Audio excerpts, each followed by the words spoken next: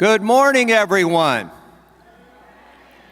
Welcome back to our 2022 ACB Conference and Convention and our annual business meeting. I call Wednesday, July 6th session to order. And now I would like to introduce for our Pledge of Allegiance our two DKM First Timers for this year. From the east of the Mississippi River, we have Greg Snyder from Waukesha, Wisconsin. And from west of the Mississippi, we have Joe Green from Sacramento, California. Greg and Joe. I pledge allegiance to the flag of the United States of America and to the republic for which it stands, one nation, under God, indivisible, with liberty and justice for all. Good job. Thank you. Fantastic job, Greg and Joe, and thank you so much. And now we're going to move on with our sponsors quickly. The American Council of the Blind would like to thank our 2022 conference and convention sponsors. Their continued support is sincerely appreciated. Diamond sponsors: Vanda Pharmaceuticals, JP Morgan Chase, Comcast, Microsoft, Meta, Vispero. Emerald sponsors: Amazon, MGM Resorts, Verizon, Walmart, Spectrum, Johnson & Johnson. Ruby sponsors: AT&T, Google, Waymo, Cruise, Adobe. NCTA, the Internet and Television Association. Onyx sponsors: Mobile Voting, an initiative of Tusk Philanthropies. American Printing House, Election Systems and Software, Democracy Live. Topaz sponsors: ACB Lions. Pearl sponsors: Library Users of America. All right. At this point in time, I believe, can we hear from Walmart? Hello, ACB. I'm Russell Schaefer, Senior Director of Global Culture, Diversity, Equity, and Inclusion at Walmart, and I'm so glad to join you for the 2022 ACB Convention. Walmart is so glad to be a sponsor, and in keeping with the theme of this year's convention of here, there, and everywhere, we are joining you virtually today from Northwest Arkansas. I have two amazing Walmart leaders joining me today for a fireside chat. I have Dr. Andre Lenore, who is our Senior Director of Optometrist Relations, and Rachel Griffin, who is Director of Last Mile Innovations. And we'll be talking to each of them a little bit about their business and how it's supporting the blind and low vision community here in just a moment. But it really is great to be back with you all for the ACB convention as a sponsor, albeit virtually this year. The past 2 years have been a challenge for all of us, and especially those in the blindness and low vision community.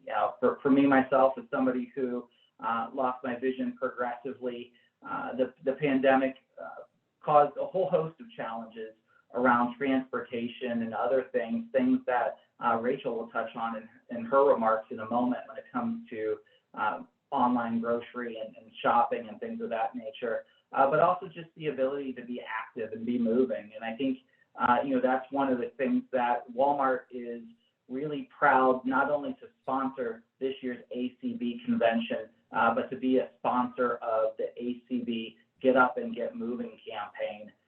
The pandemic was tough on everyone. I think it's especially been tough on people with disabilities in a multitude of ways.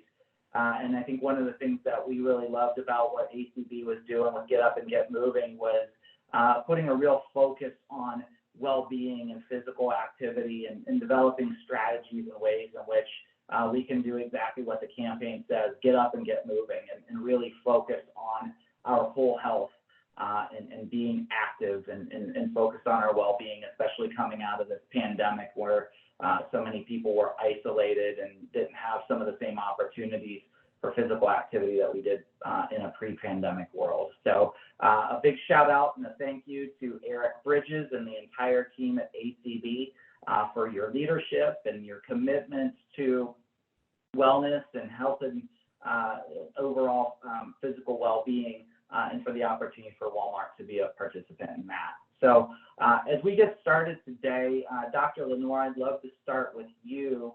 As I said, you are our Senior Director of Optometrist Relations, and you actually came into that role through your own personal background as an independent optometrist. Can you tell us a little bit about your personal background as an optometrist and how that led you to the role you have with Walmart today? Yeah, absolutely. And thanks for that. And thanks for having me today. First and foremost, what led me to optometry probably started when I was in college. I had a chance to actually shadow and internship with several different type of doctors, one being an optometrist, cardiologist, and a primary care specialist as well too.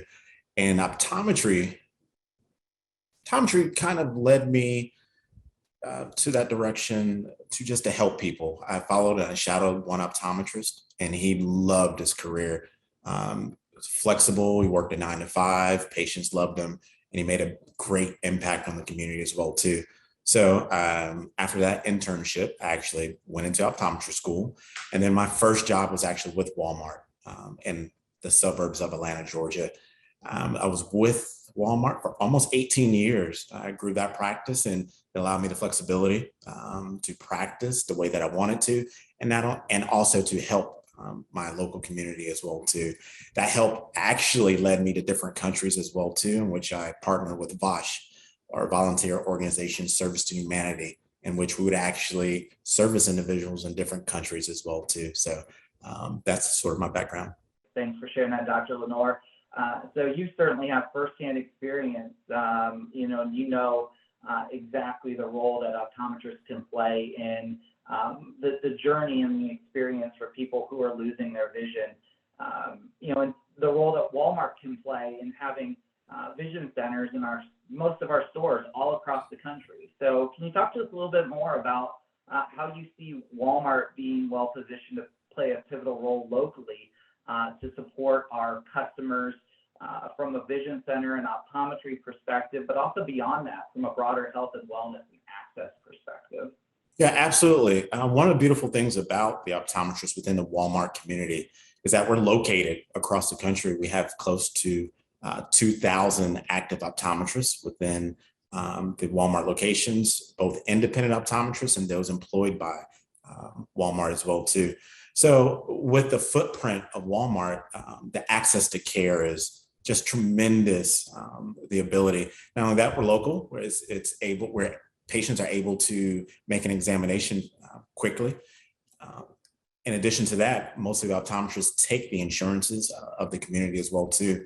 So once again, just the access to care is one of the big driving forces. Outside of that, we also have Walmart Health, and with Walmart Health, it's just a holistic way to actually bring in the patient, again, access to care, not only through optometry, but actually through dental, through medical, and through behavioral health as well too. So we're able to touch the patient in more ways than one. That's great. And one of the ways in which we're helping from a pharmacy perspective, Dr. Lenore, which some of our ACB members might be familiar with, is our Script Talk service. Could you talk a little bit more about that? Yeah, absolutely. So Walmart and Sam's Clubs, they've been helping customers and members save money, live better. They're deeply committed to the accessibility and medication safety for all their healthcare patients. I believe since 2012, Walmart and Sam's Club have made Script Talk audible prescription labels available at their pharmacies across the nation for patients who are blind, low vision, and print impaired as well. Upon a patient's request for audible prescription labels, the Walmart or Sam's Club pharmacy used by the patient will provide Script Talk labels to the patient at no charge without lengthy delays. Currently, Script Talk technology, developed by Envision America, is available at almost 1,200 Walmart and Sam's Club pharmacies, with more than 750 pharmacies added over the past 3 years and 25 new Walmart and Sam Club pharmacies being added each month.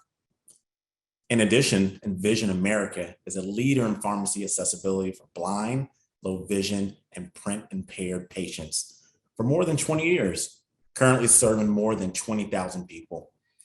Walmart and Sam Clubs are proud to partner with them to provide the services to customers.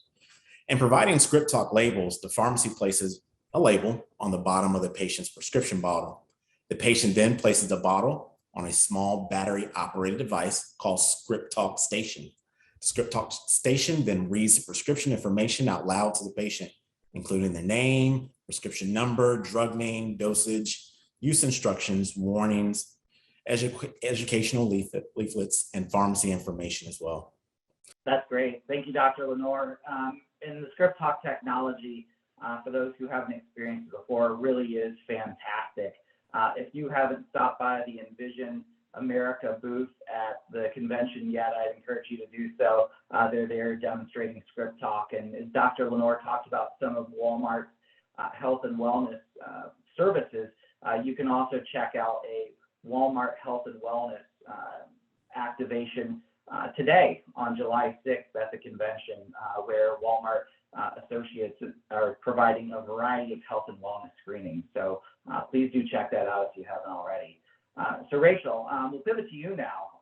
And Dr. Lenore did such a fantastic job talking about some of the great health and wellness things that are taking place at Walmart. But I want to take our focus a little bit broader to other parts of the box, as we call it, and to focus on other aspects of our business.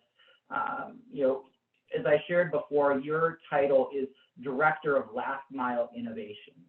Can you tell us a little bit about what we mean about last mile? And as I talked about before, the challenges that the pandemic created for everyone, but particularly the blind and low vision community, how does last mile really fit into supporting some of those challenges that the pandemic created?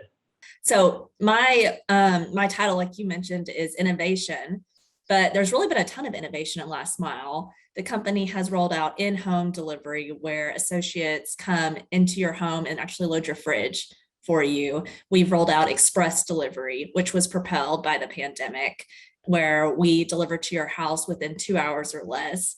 And my piece of that is actually using technology and automation to add additional benefits to Walmart's portfolio. And so what I work on is autonomous vehicles, drones, electric vehicles, and autonomous sidewalk bots. Thank you, Rachel. Some really cool stuff. Is there a little bit more you can share about some of those breakthrough innovations that you're working on, and a little bit around how we're thinking about accessibility as a part of that? For sure. So we've been working with autonomous vehicles to do deliveries with. So we've partnered with Cruise in Phoenix, Arizona. We announced a partnership with Argo and Ford in 3 different markets in Miami, DC, and Austin. And we're looking at this space as really an opportunity to provide accessibility options to our customers. And so for us, it's about the breadth of assortment that we can give to customers at a reasonable cost and make sure that everyone has access to order whatever it is they want, whenever they want it. The other piece that we work on is drones that I mentioned.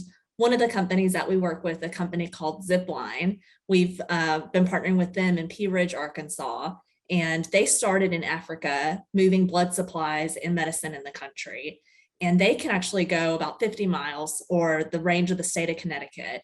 And so from our Pea Ridge site, they could go all the way up to Springfield, Missouri, or all the way down to Fort Smith, Arkansas. And what's really interesting about them, and really any of the other drone companies that we work with, also Drone Up, which we're going to be rolling out to 31 sites this year, is how we could use that technology to open up RX and pharmacy items for our customers as well. So you can imagine a future where you're interacting with your physician via telemedicine, and then your prescription or RX could be dropped to you via one of these other technologies. That's amazing, Rachel.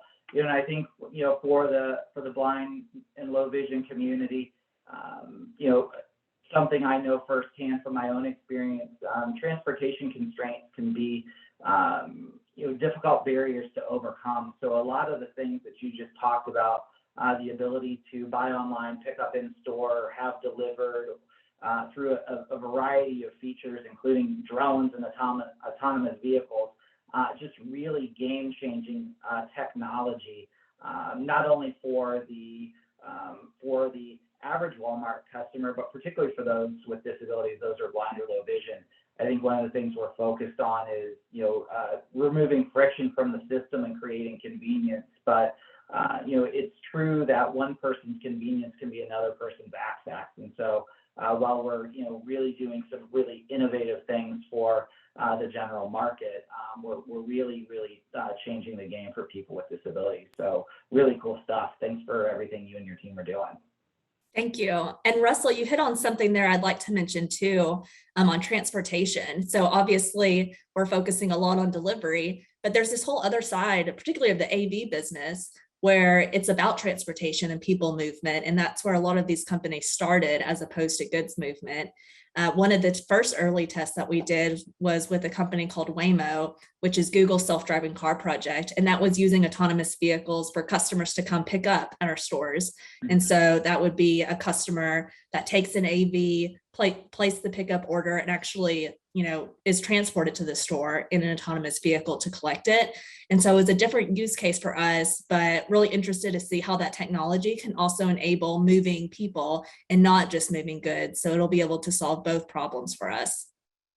That's really cool, Rachel. And I think something that might be of real interest to the ACB community for sure. So everything that Rachel and Dr. Lenore talked about are really cool things that are happening in different parts of our business across Walmart.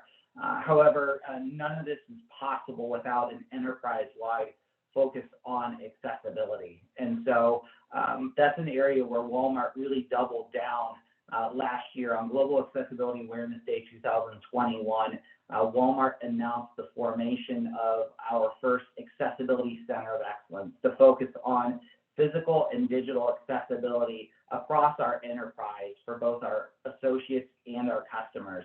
And that team really got started functionally working in early 2022 and is really driven by a vision of everything inclusive, everything accessible, and focused on empowering our associates to define, design, and deliver accessible experiences at scale, with an emphasis on adopting a culture of accessibility and action across our enterprise, building the infrastructure necessary for driving accessibility across the company, facilitating best practice sharing, and in engaging the enterprise on accountability for accessible solutions and outcomes. And finally, creating leadership buy-in and support and onboarding teams to scale accessibility. And so, the Accessibility Center of Excellence team has done that last piece very well by engaging what we call the Accessibility Leadership Council, which are senior leaders from all across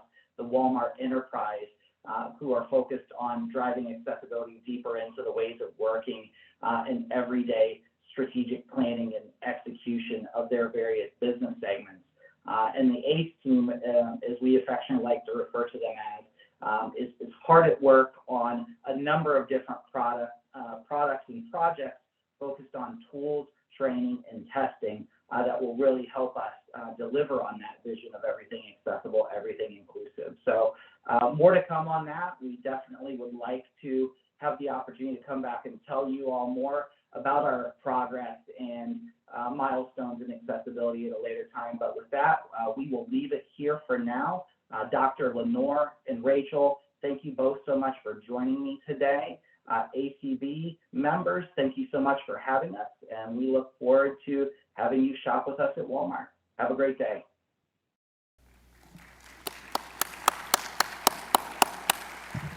Thank you so much to our Emerald sponsor for this convention, Walmart.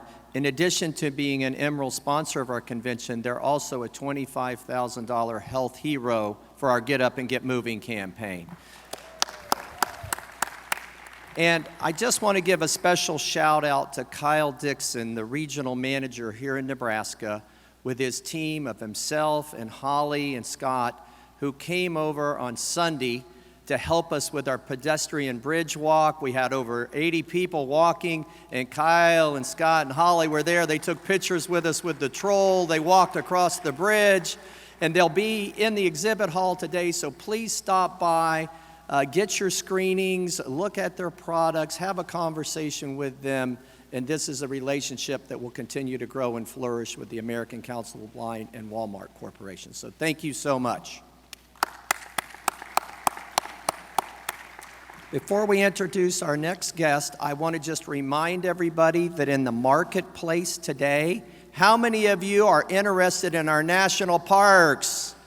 Yeah, well, guess what? We are entitled to a free pass because of our vision, because of our lack of vision. So please head over to the marketplace right now. They have a ranger from the National Park Service available at the marketplace today. So during break or before or after, mosey over there and pick up your free park pass, okay?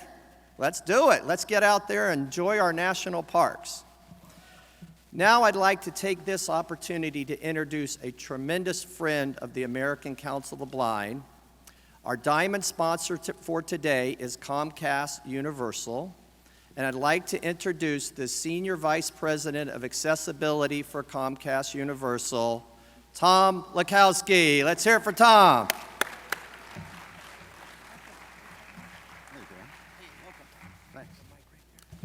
So Dan just gave me a promotion. VP, not SVP, but hey, Tom Loritan, my boss, if you're listening, I think he's got the right idea. Morning, everybody. How's everybody doing today, both in person and virtual? A little bit different this year. Great to be back in person for sure here in Omaha. And really proud to be back with ACB again as a diamond sponsor.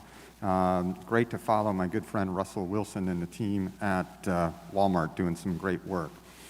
So I want to talk about a couple of things that are happening. I think we'll start on the NBC side. We continue to lean in on live audio description. Hopefully some of the folks at home got the chance to check out the 4th of July fireworks spectacular from New York with live audio description. I know everybody here was busy at conventions, so don't think too many people watched it who are in person here, but hopefully folks at home did. But a few things coming up that we want to let you know about. For the first time in broadcast history, the Emmys will be available with live audio description. So you can mark your calendar for September 12th. You can catch the Emmys broadcast on NBC with live AD. We continue the Thanksgiving tradition with the Macy's Thanksgiving Day Parade on November 24th. And then on November 30th, we're going to hit the holiday tree lighting from Rockefeller Center with live AD. And then a live musical. We've been doing a few of those over the past several years. In December, the date is still to be determined, so stay tuned. Nice thing about it is you can check out an accessible audio description schedule of all of the shows on NBC. You can go to www.nbc.com/general/audio-description. If you can remember that, there'll be a quiz later. Even better, you can go to the audio description project page here through the American Council of the Blind, and you can catch all of the NBC and Peacock content, and Vudu now has audio description, a new streaming service that we have that also has audio description. So if you can't remember the URL I gave you, you go to the audio description project and we'll keep you up to date that way. So things to be considering: don't forget about the Emmys, the Thanksgiving Day Parade, holiday tree lighting, live musical, plus a variety of children's and primetime shows on the network. So that's the NBC side. On the Comcast side, we've been busy too. We got a few product launches that we're happy to talk about.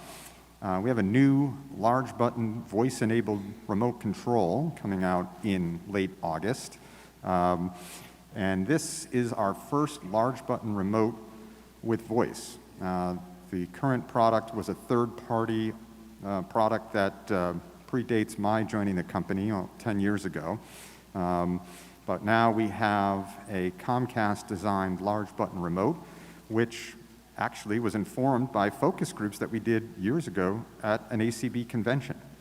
Nice part about this one, you don't have to hold the button down for voice, you just tap it and then you speak your command and you move through. And that works with our Xfinity X1 and Xfinity Flex products. You'll be able to get that through our accessibility call center.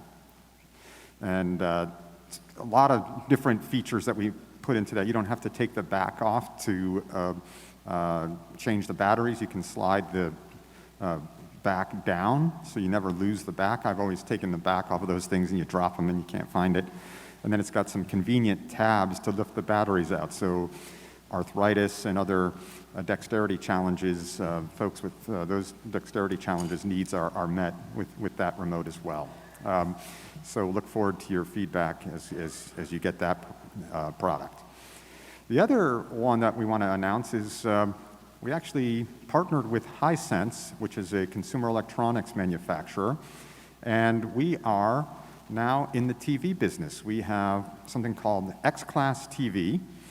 These are smart TVs available in 43-inch and 50-inch screen sizes at a very affordable price. You can get a 43-inch 4K smart TV complete with accessibility for $250. You can get a 50-inch 4K smart TV complete with accessibility features for $295. Where can you get them, you ask? Our good friends at Walmart. So you can get your medications, everything else you need there, and accessibility-wise, and then you can go pick up a TV. And we are going to actually give a TV away here at the convention. Now, nothing in life is free, we know that. So you're going to have to earn it a little bit. You're going to have to come by conference room 211 for a little product demo. Put your name in the fishbowl, and who knows, you might have a big box waiting for you on your doorstep when you come home from the convention, and it'll be a TV on us.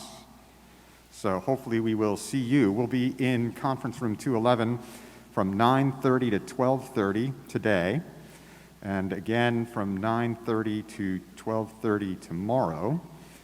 And I need to find Janet Dickelman after this to figure out how we're going to do the drawing, but we'll get that. First, most important part is that you get your name into the fishbowl. Well, maybe we can give a 50-inch away. How about that, if you want? Should I give a 50-inch away? All right, then I guess I just committed to giving a 50-inch away. So again, my boss, if you're listening, it's on your dime anyway. What do I care? All right.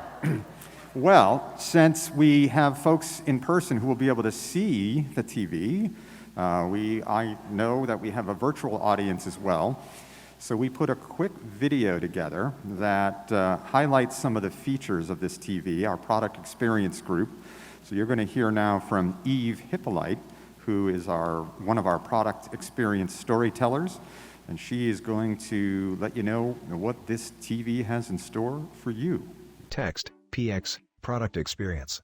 Eve Hippolyte, Product Experience Storyteller. Hi everyone, I'm Eve from the Product Experience team. X-Class TV is a 4K smart TV that comes with hundreds of apps and 12 months of Peacock Premium included. You also get a voice remote to easily search across all your content with a simple and intuitive user interface.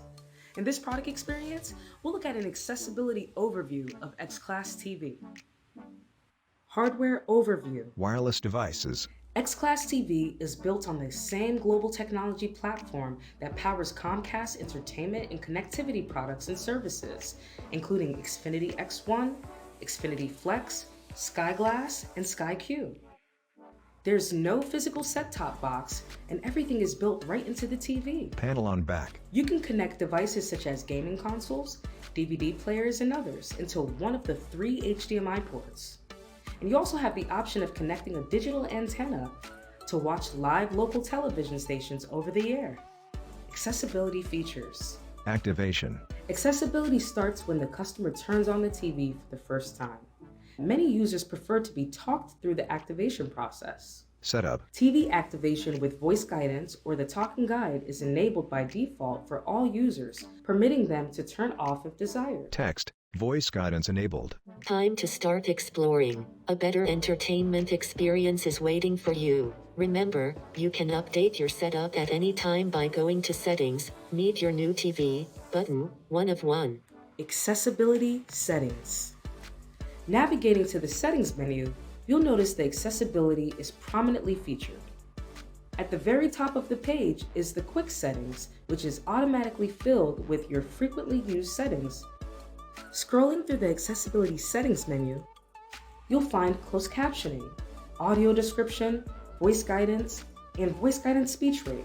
There is also the Set Remote Shortcut option that can be configured for closed captioning, audio description, and voice guidance.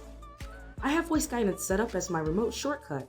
Now I can easily enable or disable voice guidance by pressing the settings button on the remote twice. Voice guidance turned off. Menu. Finally, we have Magnify Text.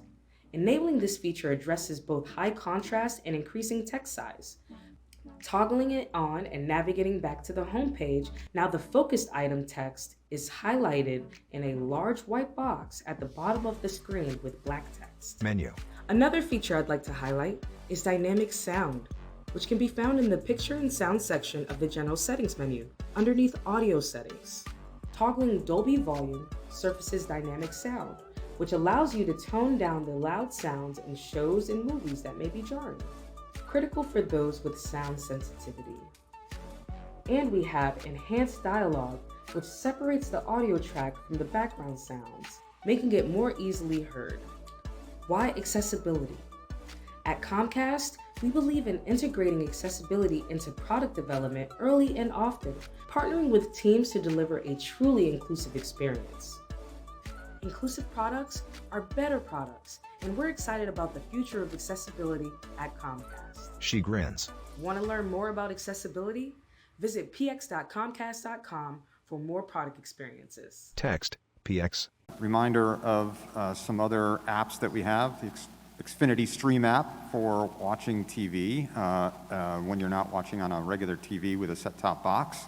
And our Xfinity app, which is your ability to control your home network, your internet, through your smartphone. You can do parental controls. You can, add devices to profiles, etc. Pause the internet, those types of things. And then that app over time is going to converge. The other service we now have is Xfinity Mobile. So we're a mobile carrier as well. You can get a mobile service. It runs on the Verizon network. And when you're in our footprint, you're mostly on Wi-Fi, so you're not using cellular data as much as you might ordinarily with another service. And so that's available as well. And we will tell you more about that when you stop by and check out the TV. Again, happy to be here at the convention. Enjoy our partnership with ACB and look forward to what's to come this coming year. Thanks so much for your time. Appreciate it. All right, thank you so much, Tom. Thank you to Comcast Universal.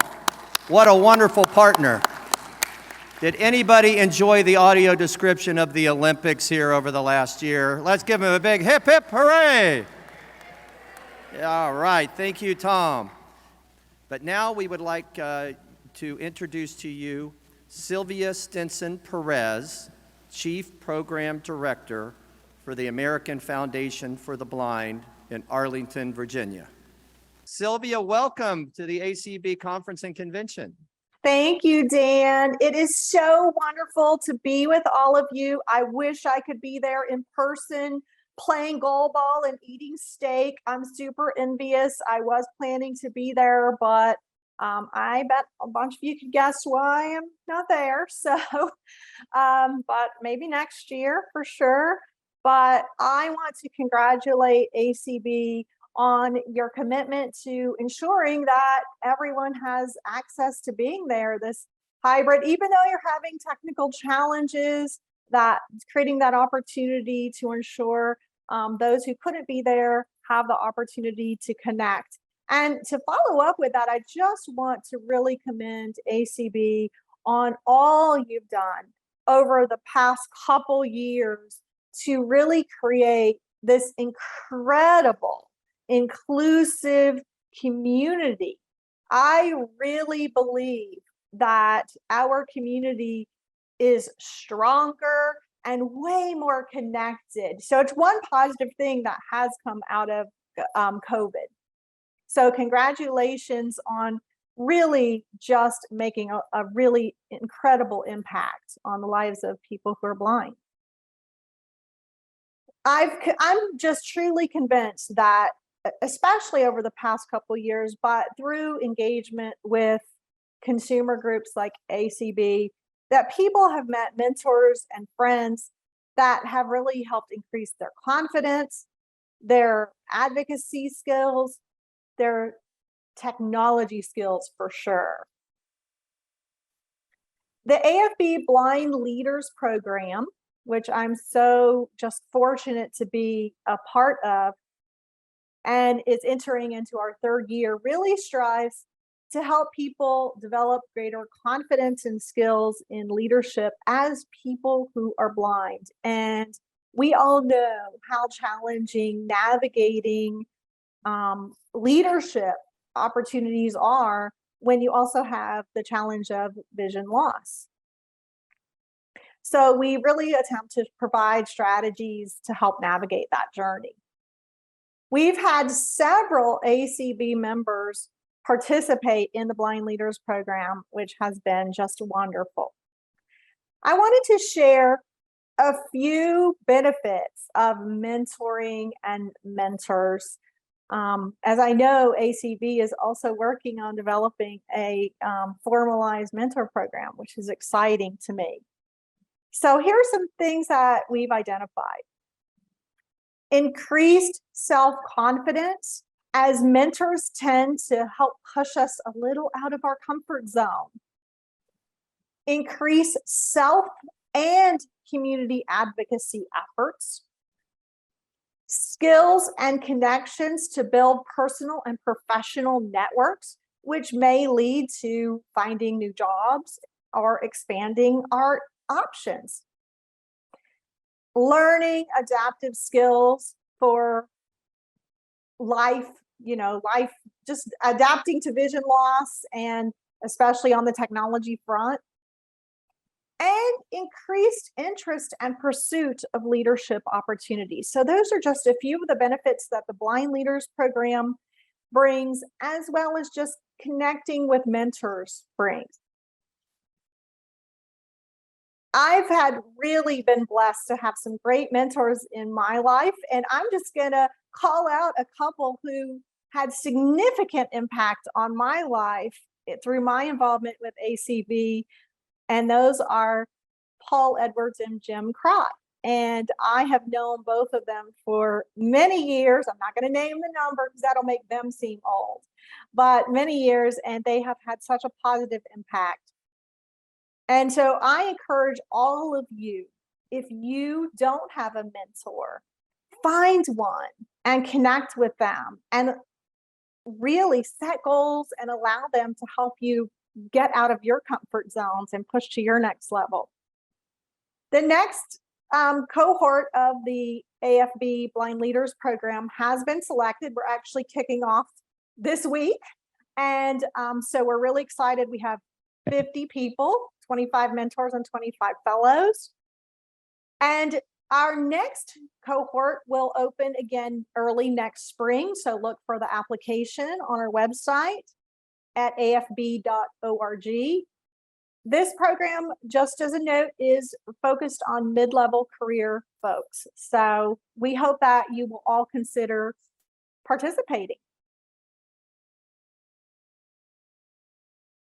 So we also have a new program called the Talent Lab, which is focused on increase digital inclusion. And that program launched early this month, or last month. We're in July. Oh my goodness. Last month. And we have through that a registered apprenticeship program. So look for details on applying for that again early next spring. So I was asked to share information about our research and policy, and of which our partnership with ACB is really important. And in the past year, AFB's research team launched 3 studies: the Workplace Technology Study, the Journey Forward Study, which looked at the impact on COVID on adults, and the Access and Engagement Study, which was the final phase of COVID research, which looked at the experiences of students with visual impairments. This study was just released a few weeks ago, and I wanted to share just a few key findings. Parents and educators reported that there were many digital inaccessibility issues. As all of us know, as parents, who are blind, and of course, as if you have children, our children who are blind across the country also experience lots of issues with accessibility and usability. So consequently, it was difficult to access the same materials that peers were accessing. Of course, lack of reliable internet has been a big issue for everyone. And 43% of teachers reported that it was one of the top challenges in ensuring that all students had access. And 90% of the educators reported that the 2020 and 2021 school year was more emotionally challenging. Some of the emotional challenges that people faced were fear of COVID, feeling more lonely, and just social isolation in general. On a positive note, though, there was a lot of reports of increased connection between parents and teachers. And we hope that that trend will continue. So we want to also thank ACB for really promoting and supporting finding research participants. We definitely plan to continue to provide research that's insightful and timely. On the policy front, we continue to work with key partners like ACB for greater digital inclusion. Since digital inaccessibility continues to be a big challenge, we're working with ACB, NFB, and NRDN to spearhead some strategies to address regulations in digital accessibility.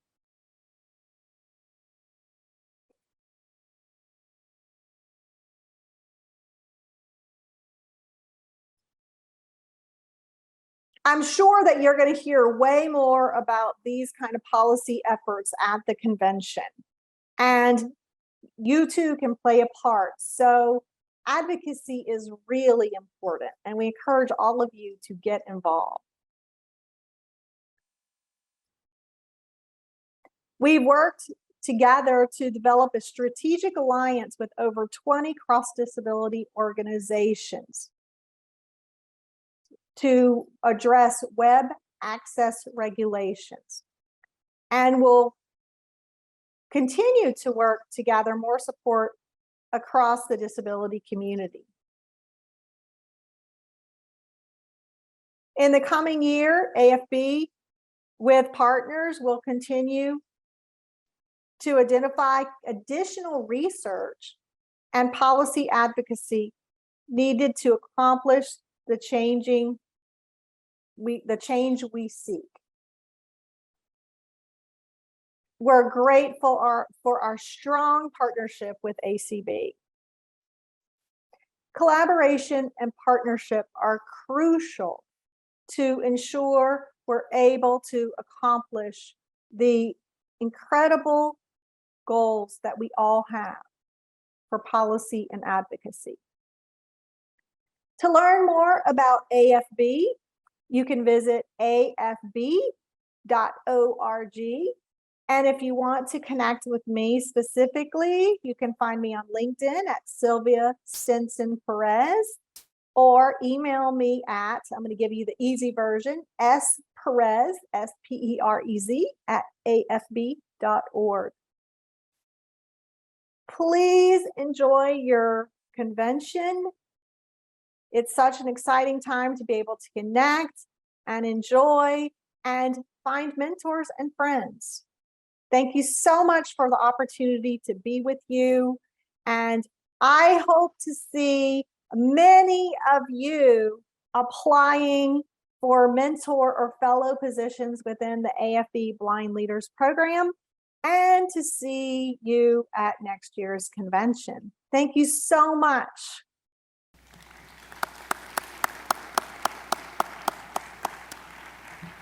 Thank you, Sylvia, for those informative and inspirational remarks. The American Council of the Blind truly values its relationship with the American Foundation for the Blind, and it was wonderful to have you at our convention. And we look forward to seeing you in Schaumburg next year, Sylvia. Thanks so much. All right, now just a quick announcement before I turn it over to the presenter of today. Just a reminder to everybody that we still have our MMS table going strong at the exhibit hall. So if anybody is interested in making an initial pledge to the monthly monetary support program, a minimum of $10 a month, or increasing their pledge by $5 a month, we'd love to hear from you. That phone number again to get in touch with Jean Mann is 888-999-3190. That's 888-999-3190. Or you can email her at askacbmms@gmail.com. That's askacbmms@gmail.com. Thank you, Jean, for all your hard work, and all those that have been manning the monthly monetary support table at table 8 in the exhibit hall this week. Also, just a reminder, there's a very few raffle tickets still remaining, so get down to registration and pick those up before the banquet tomorrow night. You could be the proud winner of $5,000, $1,000, or $500. And Alan Peterson, I think he's almost at his goal, so go see Alan if you're looking for a Braille Forum raffle ticket. Now, again, and one more reminder for those who maybe were arriving a little late, make sure and stop by Marketplace and pick up your free park pass. You're entitled to it. So we have a ranger from the National Park Service at the Marketplace this morning. Now, I am so honored to introduce to you our presenter for the day, our ACB treasurer from Talladega, Alabama, David Trott.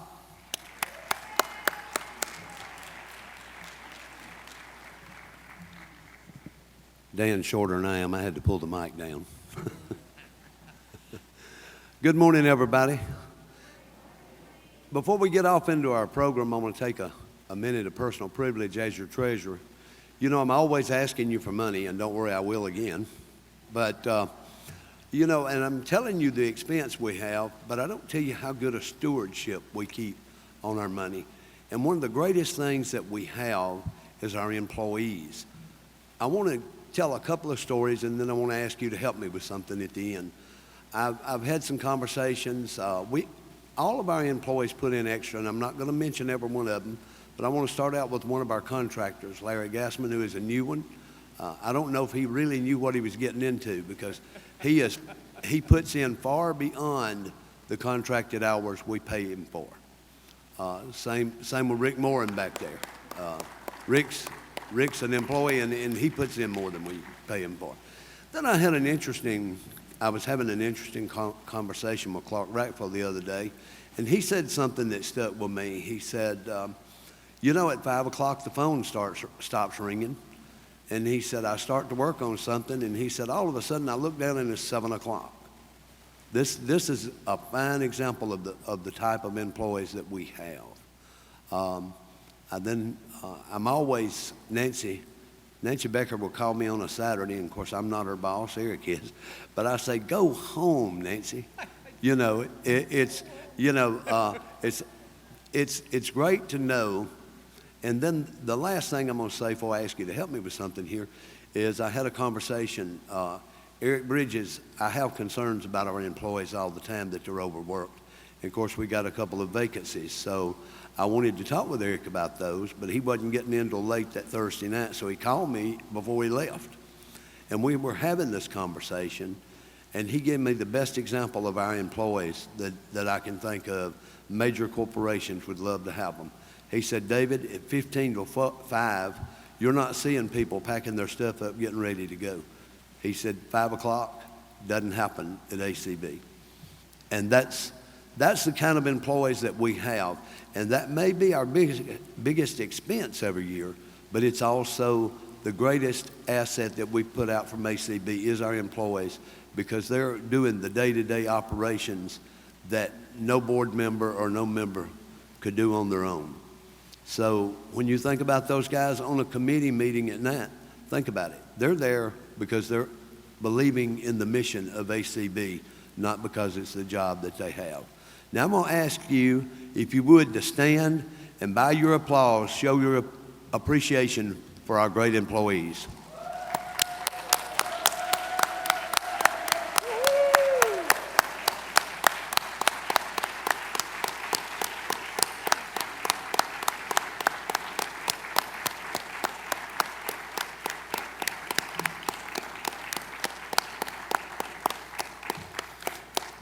And if you can't tell, in my position in management and also when I was a vendor and had to hire people, I have a love and respect for good employees, and I really have a lot of love and respect for these great employees that we have. At this time, another favorite part of ACB's convention to me is getting to hear from and learn about our scholarship winners, because they possibly are the future leaders in ACB. And also, I would like to thank our friends at the American Foundation for the Blind for their trust in having us administer their scholarship program. So at this time, I think it's a video presentation. We're going to hear about our scholarships. The American Council of the Blind, ACB, and the American Foundation for the Blind, AFB, are again partnering together to offer educational scholarships ranging from $2,500 to $7,500 for legally blind students. Congratulations to our 2022 scholarship recipients. Carmen Guzman is from Celebration, Florida. She is an undergraduate student pursuing a degree in music education. This fall, she'll be attending the University of Miami in Coral Gables, Florida. Carmen is receiving the Gillette, Anderson, and Carcel Scholarship. A fair-skinned woman with glasses and blonde hair. So my major is music education, and what led me to choose that was actually starting all the way back in elementary school. I loved all the teachers that I had. They really helped me learn the way I wanted to. They gave me accommodations. They made learning super fun, and I knew that I wanted to be a teacher. And when I heard of bands in 5th grade, I thought this would be something fun for me to do. I already love doing other kinds of art, so I wanted to do band. And ever since then, I really loved playing music, and I've always had this connection to music that you can't always describe in words. So connecting the music with the teaching, it made a perfect connection for me to pursue music education. Grace Patterson is from St. Petersburg, Florida. She is an undergraduate student pursuing a dual major in English literature and law and society as a pre-law student.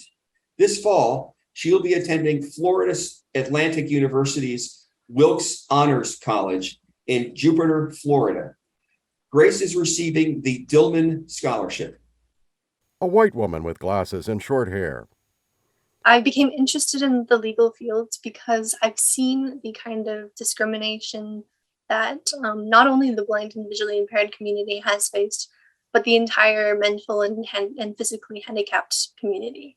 And I believe that with my experiences as a disabled American, I can enhance the legal field and hopefully create more equal opportunity for those with disabilities under the law. Malia Thibodeau is from Pell City, Alabama. She's an entering freshman interested in pursuing a degree in international business and foreign language with a minor in entrepreneurship. This fall, she'll be attending Hillsdale College in Hillsdale, Michigan. Malia is receiving the Business and Accounting Subcommittee Floyd Qualls Scholarship. An Asian woman with long dark hair.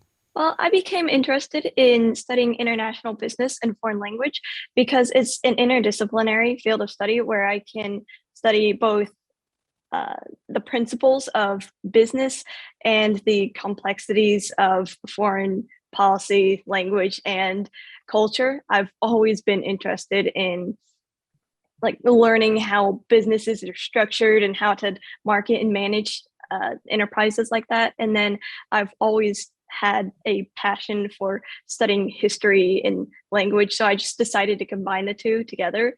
And so I want to use these skills to become a diplomat or negotiator on behalf of a large company or a government entity. Brandon Swallow is from Rockingham, North Carolina. He is an entering freshman interested in pursuing a degree in information technology with a minor in cybersecurity. This fall, he will be attending the University of North Carolina in Pembroke, North Carolina. Brandon is receiving the Cannon and Rux Scholarship. A dark-haired man with glasses. What got me interested in cybersecurity was reading about the different data breaches that happened, especially with Target, and also learning about how computers work. Kevin Cohen is from Hewlett, New York.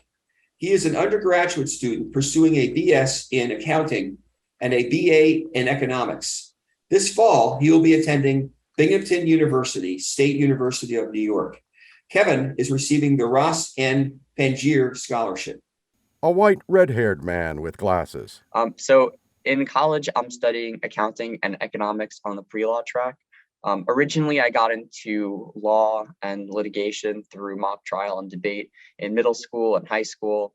And in college, I've gained a greater interest in economics and accounting throughout my coursework and also through my internship last summer in the political world. So I'm just really interested in gaining a strong foundation in business before I go into a career in law. Carmen Guzman. So what I would consider my greatest accomplishment goes back to last fall semester at the Frost School of Music. I was in the jazz big band, which at the time was new for me because of COVID. I wasn't able to be in the band before.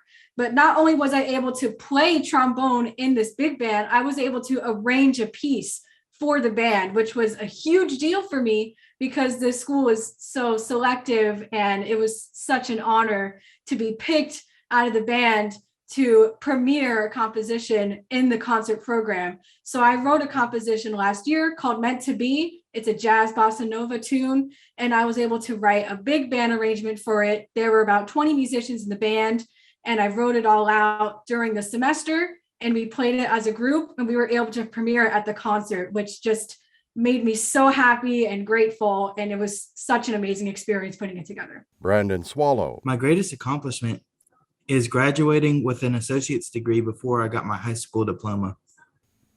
Malia Thibodeau. Sorry, people might not know that in 2009 there was a thing in the capital of the United States, where they unveiled the memorial statue of Helen Keller. They brought in 2 females from the deaf school one male from the Alabama School for the Deaf and Blind, and then they brought in me. I was 4 years old, and I sang in the Capitol. Hold out a hand, palm down. I guess it's pretty interesting. I'm also a stock photo for Nancy Pelosi. Kevin Cohen. So I would say that one of my greatest accomplishments, something that I'm very proud of, is completing a half marathon in Long Island. It was something that I was working towards for a long time and training for. And it was very difficult for me, but in the end, I was able to complete it. And it was something that gave me a great self-confidence boost and something that I'm going to remember forever. Carmen. So something that people might not know about me is that I also do lots of art and graphic design. And even though I'm visually impaired, I'm still able to use the technology that I have to make art my way. So I love creating digital art on my iPad. I love creating graphics for school clubs and also just for fun, because it gives me that outlet outside of music that's still a creative art, but it's not music. So I'm able to not get burnt out and make art that's also really fun, but it's not necessarily music all the time. Grace Patterson. I would like the community to know that I am a current Model United Nations delegate, and I've just competed in 2 national competitions, both in Manhattan and Washington, D.C., where my university placed first in both. And as a delegate, you have to maintain a kind of diplomacy with the other delegates and international students around not only the United States, but across the world, and hopefully come to real world solutions to the issues that the real United Nations is dealing with on a current basis. She nods. Malia.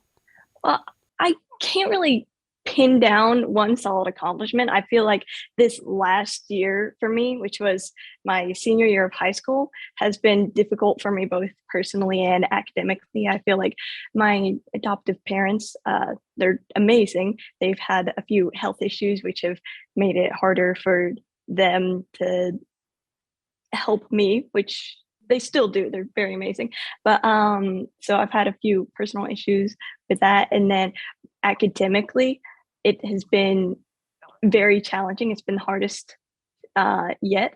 As like a teenager, I feel like my whole life has been adding up to this senior year of graduation. And I did it. I'm very proud of it. I mastered calculus and Spanish, and I survived physics. And then I also shaved down like my personal records in track by 40 seconds. And I just have been very proud of my accomplishments this year, how far I came from the beginning of high school, at least.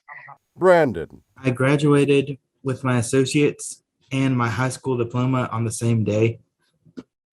That's the interesting thing about me. Kevin. Well, a fun fact, something that I've recently gotten into was scuba diving.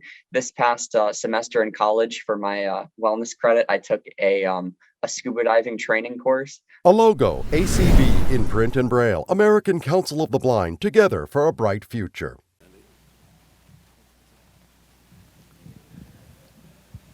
All right. I tell you, it just touches my heart to hear these young people and know that ACB is going to be a part of their future, and I hope that it sticks with them. Hello. Dan, do you realize that this is the first time in well over 20 years that a member of CCLVI who has contributed a lot to the scholarship program hadn't been able to be with us, Mr. Fred Shacker? He injured his hip and is now in rehab. And this is, I know CCLVI misses him, and ACB, he's always been around, been in the meetings, and been a part of ACB. So he's not with us this year for that reason. That's right, David. I tell you, I've had an opportunity to meet Fred over the years. He's just such a fantastic human being, and what he contributes to the Council of Citizens with Low Vision International every year is amazing. He gives three $3,000 scholarships plus travel expenses out of his own personal assets to help low vision people attend this convention. You know, we're blessed to have a lot of people like that in ACB. Not everyone can afford to spend that kind of money every year, but you think about it, Dan, the people that go out and even with 4 people buy their raffle ticket, they're very important to this organization and what we stand for. They truly are. And what I've been taken back by this week is, you know, this is a tough time. You know, we're in the middle of a pandemic. You know, we had, you know, Janet and Sally and everybody tried their best, and we had some good contributions from our local Lions clubs. But it's honestly been very difficult to get volunteers for this year's convention.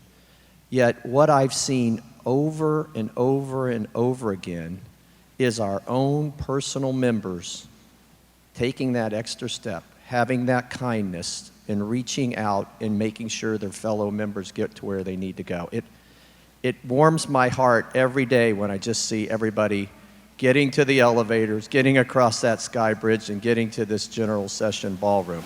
So, folks, thank yourselves for being there for each other.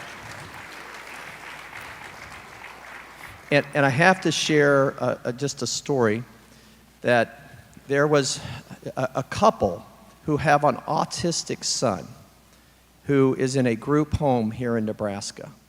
They come once a month for a week to stay with their son. They live several hours out of town, but they come to spend time with their adult son at this group home, and they stay here in this hotel. So they're here relaxing on Saturday after they'd seen their son, and they're in the lounge area just having a drink and relaxing, and all of a sudden, all these blind people start arriving. And they're like, what's going on? So this couple goes to Nancy, their name is Creston, and says, is there any way we can help your organization? So they have spent this week volunteering to take our members around the Hilton.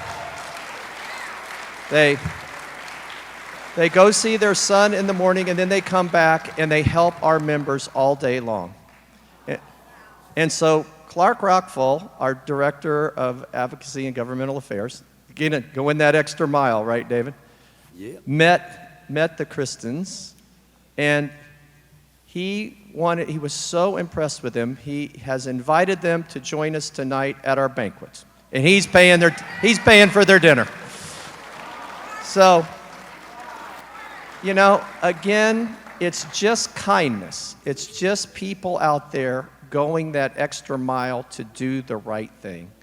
So David and I just wanted to take a minute and say, you know, we do a lot of presentations. We do it's very important to do the business of this organization. But don't ever forget the personal part. It makes us who we are. It truly, truly does. David, what's our next presenter? All right. Our next presenter is going to be a familiar name to you, actually. Day Al-Mohamed, and she is the Director of Disabilities Policy for the Domestic Policy Council in Washington, D.C., and Day is going to be joining us by Zoom, and Day, it's great to hear your voice again. So first, let me say thank you to everyone. Thank you, ACB. Thank you, Eric Bridges and folks, for the lovely invitation to be here today. So as you heard, my name is Al-Mohamed. I'm the Director of Disability Policy for the Domestic Policy Council here at the White House. Some of you actually may remember me from my very, very first job in Washington, D.C., which was actually as ACB's Director of Advocacy and Governmental Affairs. So for me, it's wonderful to be able to come back full circle and be able to kind of share the space with you all, even if I have to do it virtually this time. Just as a quick image description, so I'm a brown-skinned woman with black hair pulled back into a very tight little ponytail. I now, after many years, have a lovely streak of gray down one side, and I have my new favorite shirt, which is kind of a blue-green that's supposed to look like deep ocean water. So I'm pretty thrilled with that.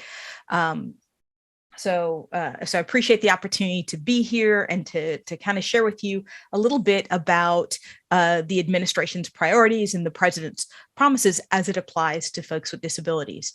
So as mentioned, I'm the Director of Disability Policy for the Domestic Policy Council.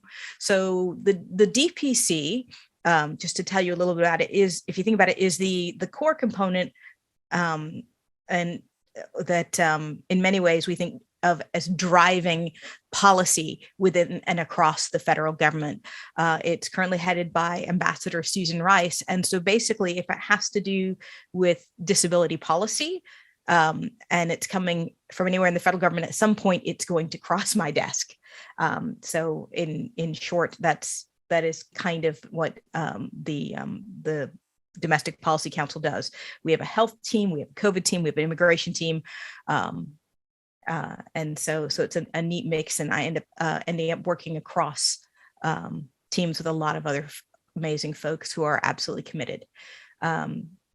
So as I said, I have the privilege to work on disability-related issues across all the federal agencies, and really it's thinking about how the administration can kind of fulfill its commitments to community integration, how we're expanding access to home and community-based services, how we're expanding opportunities for greater research into long COVID, and basically what we're here for today, which is supporting better access and inclusion for folks with disabilities, specifically for folks who are blind and low vision.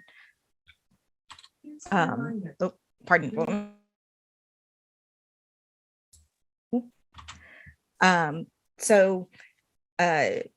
I'm just going to go through kind of some of the things to summarize where we've been a little bit. I know it's been a bit of a tough few years, and I think folks feel like we're finally getting some space to breathe. I have to admit, I've only been with the administration since April, so my knowledge is short but deep. I think one of the places to start with is we talk about how much COVID has impacted everyone. It's disrupted routines.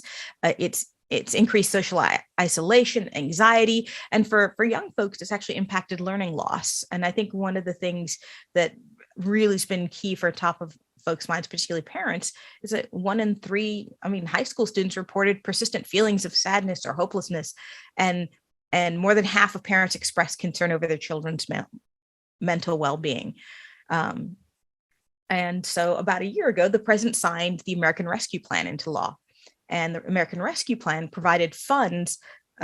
It's actually in many ways a historic investment in preschools through 12th grade to keep schools open, to tackle learning loss. And we're talking specifically $3 billion to states and school districts to specifically meet the needs of students with disabilities, including students who are blind and low vision. And I know that's been one of the toughest things is long-term, how much supports to students with disabilities has just been underfunded. And that includes, things that improve learning for folks who are blind and young kids. The other thing is the rescue plan provided almost $40 billion. I think it's actually probably one of the largest one-time infusions ever to colleges and universities. And again, while the overall title talks about ensuring learning continues during the pandemic, a lot of these funds also provided direct financial relief to students. And so the idea is basically being able to do that, as well as purchasing COVID-19 tests, being able to make health screenings available, and actually also providing health care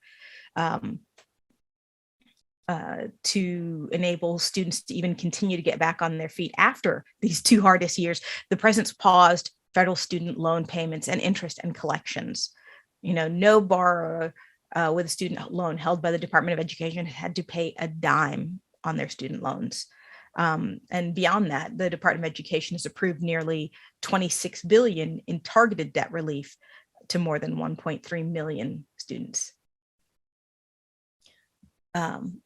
and if it sounds like I'm jumping topics a lot of it is me just trying to make sure I can cover the breadth of things. So I know one of the biggest priorities for President Biden and Vice President Harris has been working both with Democrats and Republicans to create the Affordable Connectivity Program, which allows tens of millions of American households to reduce their internet service costs by up to $30 a month, after they secured commitments from 20 leading internet providers to increase the speeds and to cut prices, making sure they all offer ACP eligible households high-speed, high-quality internet plans, meaning tens of millions of folks can now have access, and they're qualified, and they just need to visit getinternet.gov to receive internet at no cost for some. I also want to take a pause in here that I know that there were several blindness organizations who are actually very active in making sure, one, that this did consider disability, and two, I even my first weekend got email saying, hey, your getinternet.gov site from the start has some accessibility issues, which, not great. So we turned that around, I think, in less than a week to make sure it was fully accessible. This belongs to everybody. Related to that, I know some folks had a chance to talk to Allison Barkoff earlier this year from the Administration on Community Living, from I think the legislative seminar, and she talked about some of the expansions in telehealth coming out of HHS, and also a recognition of some of the barriers around the platforms and the websites, and kind of some of the ongoing, recognition of the frustrations that are a part of that. I know that in their spring agenda, the Department of Justice actually specifically talked about looking at addressing web information and services, at least I believe under Title II for state and local governments, with the idea of coming out with an NPRM in April of next year. So I know it's not necessarily what advocates would like to hear, but at least it's a step in the right direction. I also know that your own national office team have been working really hard to make sure that nothing gets lost. And the idea is to do as much as possible on that digital accessibility front. The other thing that I think that was of note, it's one of those things we don't think about, but looking into the future could have a massive impact, was that the Department of Justice and the Equal Employment Opportunity Commission both came out with non-discrimination guidance around AI algorithms. And that sounds like something a little science fiction-y, and why should we worry about that now?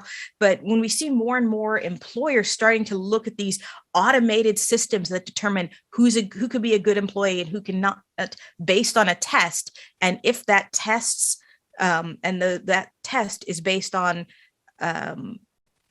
data that it was fed that doesn't include disability, or if their system is not accessible, then folks with disabilities would never be deemed as a good employee. And so the fact that they're trying to get ahead of this and looking at the way algorithms think about disability, and that we are part of that data set and included, can have a huge impact in the future. When we start thinking about how much data is collected, whether it's on social media that we use, or even things like health apps, right? All of that information is being collected and sorted and used by these different algorithms. And then it's being used for a variety of purposes. We think about it being used to sell us things, but it can be used for so much more than that. And so making sure that disability is protected as a part of that from the very beginning is absolutely important. As a part of the bipartisan infrastructure law, and I'll admit this is what I'm particularly excited about, the Department of Transportation dedicated $39 billion to modernize transit and improve accessibility, with about $1.75 billion specifically for the All Stations Accessibility Program that'll make rail stations accessible for all users. So that's as well as, I think, $5 billion towards improving airport terminals, with a preference for expanding accessibility and ADA compliance. So it's one of these things where, I'll be admit, we're still in the process of shaping what it looks like, but the funding is there to increase access. And this is something that that got started and never got finished. And the fact is being able to say that you need to put this accessibility first. I know the president signed an executive order that commits federal agencies to do everything in their power to expand and promote access to the ballot. I know I have 2 colleagues here at the Domestic Policy Council who have basically made sure that voting and democracy is central to what they do. And a part of that actually includes voters with disabilities. And so that's been one of the things that the president really wanted to prioritize.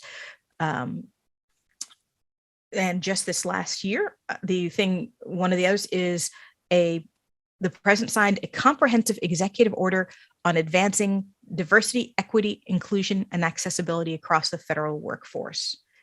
And what that does really is it basically charges the federal agencies with advancing pay equity, preventing sexual harassment and misconduct in the workplace, but also ensuring that folks who've been underrepresented at the highest levels of government, i.e. folks with disabilities, people who are blind and visually impaired, have an opportunity to succeed and thrive, that you can get a job working for the federal government, that you can be promoted in your job with the federal government, that our government looks and sounds and has people in it who are just like us.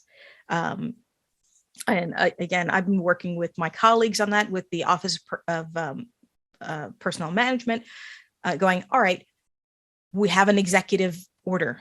Now let's look at how do we implement this? How do we make sure that our digital systems are accessible, that we're addressing biases that may exist within from managers who may have questions about capacity and folks with disabilities, and being able to actually on the ground from a concrete perspective move this forward.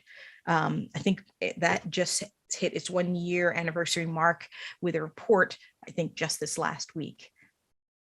So at the end of the day, kind of this accessibility is really just one step to achieving greater opportunity and prosperity and stability and equality. And I think one of the key things is your engagement. And that is actually the key towards facing down any of the challenges and developing innovative and creative solutions, whether that's through government administrative solutions, whether that is through legislative solutions, or whether there are things that can be done through technical guidance that comes, believe it or not, from you.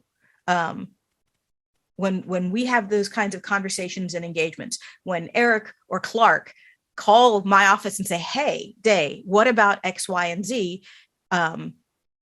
It makes sure that it's something that the administration pays attention to. It's something that we can make sure the president pays attention to. And the idea is to make change. Like I said, as the director of disability policy, it means anything to do with the federal government is going to cross my desk. That also means there's a lot crossing my desk. So being able to rely on your knowledge and expertise and lived experience to be able to say, hey, I want to make sure you don't miss this, is important. That engagement and back and forth between the government and the people should be there, is supposed to be there. And that's what makes sure that good decisions are made, that change is made, and that we actually have a government that looks like us, sounds like us, but also what can we do to not just support and assist blind and visually impaired parents, but what we can do to stand by our blind and visually impaired Americans. So just to close, like many other folks, I just want to express my appreciation and my gratitude for the opportunity to be here, but also that I look forward to ongoing engagement and conversation over the next few months as things move forward. When things go great, awesome. Tell me about them. I want to know, because the more I can go, hey, this happened and it was great. Guess what? It makes people want to do more things. And also make sure you let us know when things are not going as well, or where things need a bit more attention. And then basically we'll do what we can. And at the end of the day, let's see how much we can improve accessibility and equality for all of us. Thank you. I'll announce the 2 MMS winners today, John Smith and I know that's a common name, but we know where you're from. I just don't know right this minute. And Donna Browning.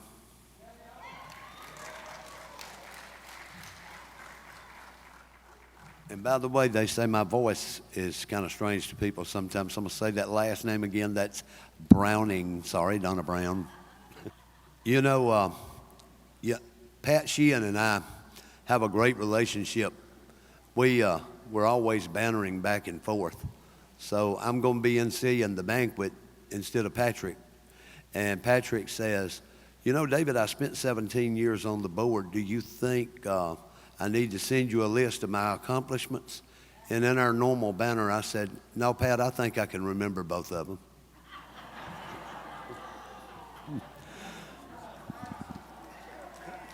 And of course, he told me he loved me too, you know, so, you know, we did have a couple of people come off the board this year, and Pat Sheehan has spent 17 years, not just as a board member, but working for, you know, improvement in 508, just so many things that he did over the years. So, you know, Patrick is, unfortunately, is not able to be out with us, but he does send you his love and tells you that he was honored to serve for the 17 years.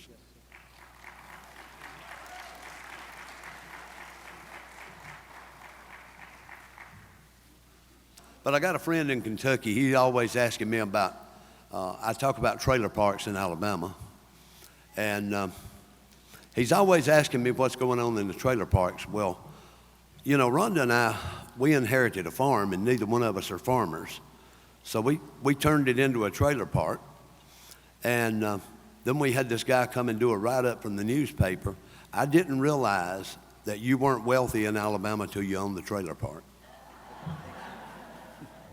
But, you know, it's all good. I met Rhonda at the family reunion. We got married. It was great.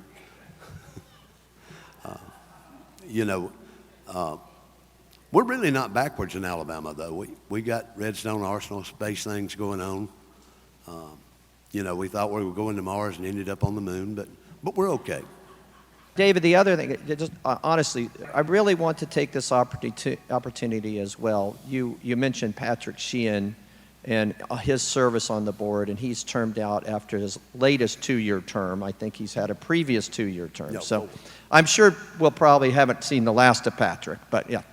But besides Patrick, I really want to thank 2 other board members that are ending their term of service this year. And that's Jim Trott from Miami, Florida, and Michael Talley from Talladega, Alabama. Well, excuse me, Birmingham, Alabama. So thank you, Michael, and thank you, Jim, for your service to the American Council of the Blind. It's really, really appreciated. It's always exciting when we get new board members because those of us that's been around a while get to be retrained. and a lot of us, you know, we need it. You know, we look at our board meetings, and what we don't talk about is the exciting training that we have. We are looking for growth this year in our MMS program. In our ACBES program, but I won't steal my buddy Michael Garrett's thunder. He'll tell you about that later today. But do know that we're working, even though you heard that everything is not great and wonderful, it's not bad. And we've got a bright future ahead of us, just like our logo says. And we're just looking forward to being able to get back in person more, to do the business of ACB that we need to be doing, and having great opportunities to involve people who are not able to be here with us. And so, although this conference has had its hiccups, look at it as a great learning experience, and just think, you got to be here live to be a part of it. So,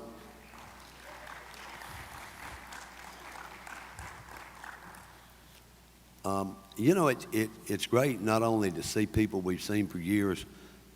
Of course, I never meet a stranger, and I've met a lot of new people, and it's always exciting to me. But the other night, I met a lady, and she said, "Oh, I know you. Your wife is the one over the tours. So, you know, it's great to be recognized. But I hope everybody's had a good time on the tours. I hope they've had a good time and found what you wanted in the exhibits. Oh, bear in mind, now today is early day for the exhibits. They're open now and they will close at 1 o'clock. So let's don't forget that. And let's don't forget our banquet tomorrow night. I'm sure we might could shovel you in if you need a ticket. I need to see you there. Because if I'm not telling you any more of my stories today, so you're going to have to come tomorrow night to get any of them. And we might go back to the trailer park and we might not. I just don't know. I'm tired of the trailer park myself, though. I've lived there too long, you know. It's I do have a double wide, but still it's... David, that's the high residential community there? Yeah, you know, if you own the park, they treat you good. Oh, I bet they truly do. On the other thing, I just want to mention a little bit, we're going to have a wonderful banquet speaker tomorrow night, Judy Heumann. We had an opportunity to speak with her for about 45 minutes, longer than she's going to speak tomorrow. We spent with her yesterday just getting ready for the banquet talk tomorrow night. And she is just a really delightful person and an amazing advocate for the disabled community. So I think you're really going to enjoy hearing Judy's remarks tomorrow. So if you haven't bought your banquet ticket, it might not be too late. So, you know, go to registration, and I think we've got almost 250 people attending the banquet tomorrow night. So really, really, really nice crowd. And then after the banquet, we're going to have a dance. So sponsored by Multicultural Affairs and the Get Up and Get Moving campaign and BPI. So, you know, make sure and stay around for the dance after the banquet. So lots of good stuff still to come. Oh, and there's another ticket you might need for tomorrow night. That's that Braille Forum raffle ticket. That's when we draw. And this year, you know, he sold more tickets than anybody. This year at the banquet, Alan will also be drawing the winning tickets. So let's, you know, you might want to slip him an extra 50 when you buy your tickets. So. He was really disappointed last year because he sold all those tickets and Nancy sold the winning ticket and not him. So that broke a string of about 3 or 4 years in a row for Alan there. Yeah. You know, actually, when we had the banquet, when we had the banquet last year, I actually had our alumni was late. So when we talk about the trailer park, we actually did have about 60 people at our house eating hot dogs during the banquet. So it was a great banquet meal, and I got to come on live with Nancy to draw the winning ticket. And I had all these people around making noise. Like I said, if it ain't written down, I sometimes miss it. We got this group of people here that really work hard throughout the year, and they raise the majority of the monies that is brought in through the membership. So it's you that help us do a better job. And they're going to talk to you about the better job you've done this year and about how things are going. So I'm going to tell you who these people are and where they're from when I find my place. Okay, from the walk chair is Donna Brown. She's from Romney, West Virginia.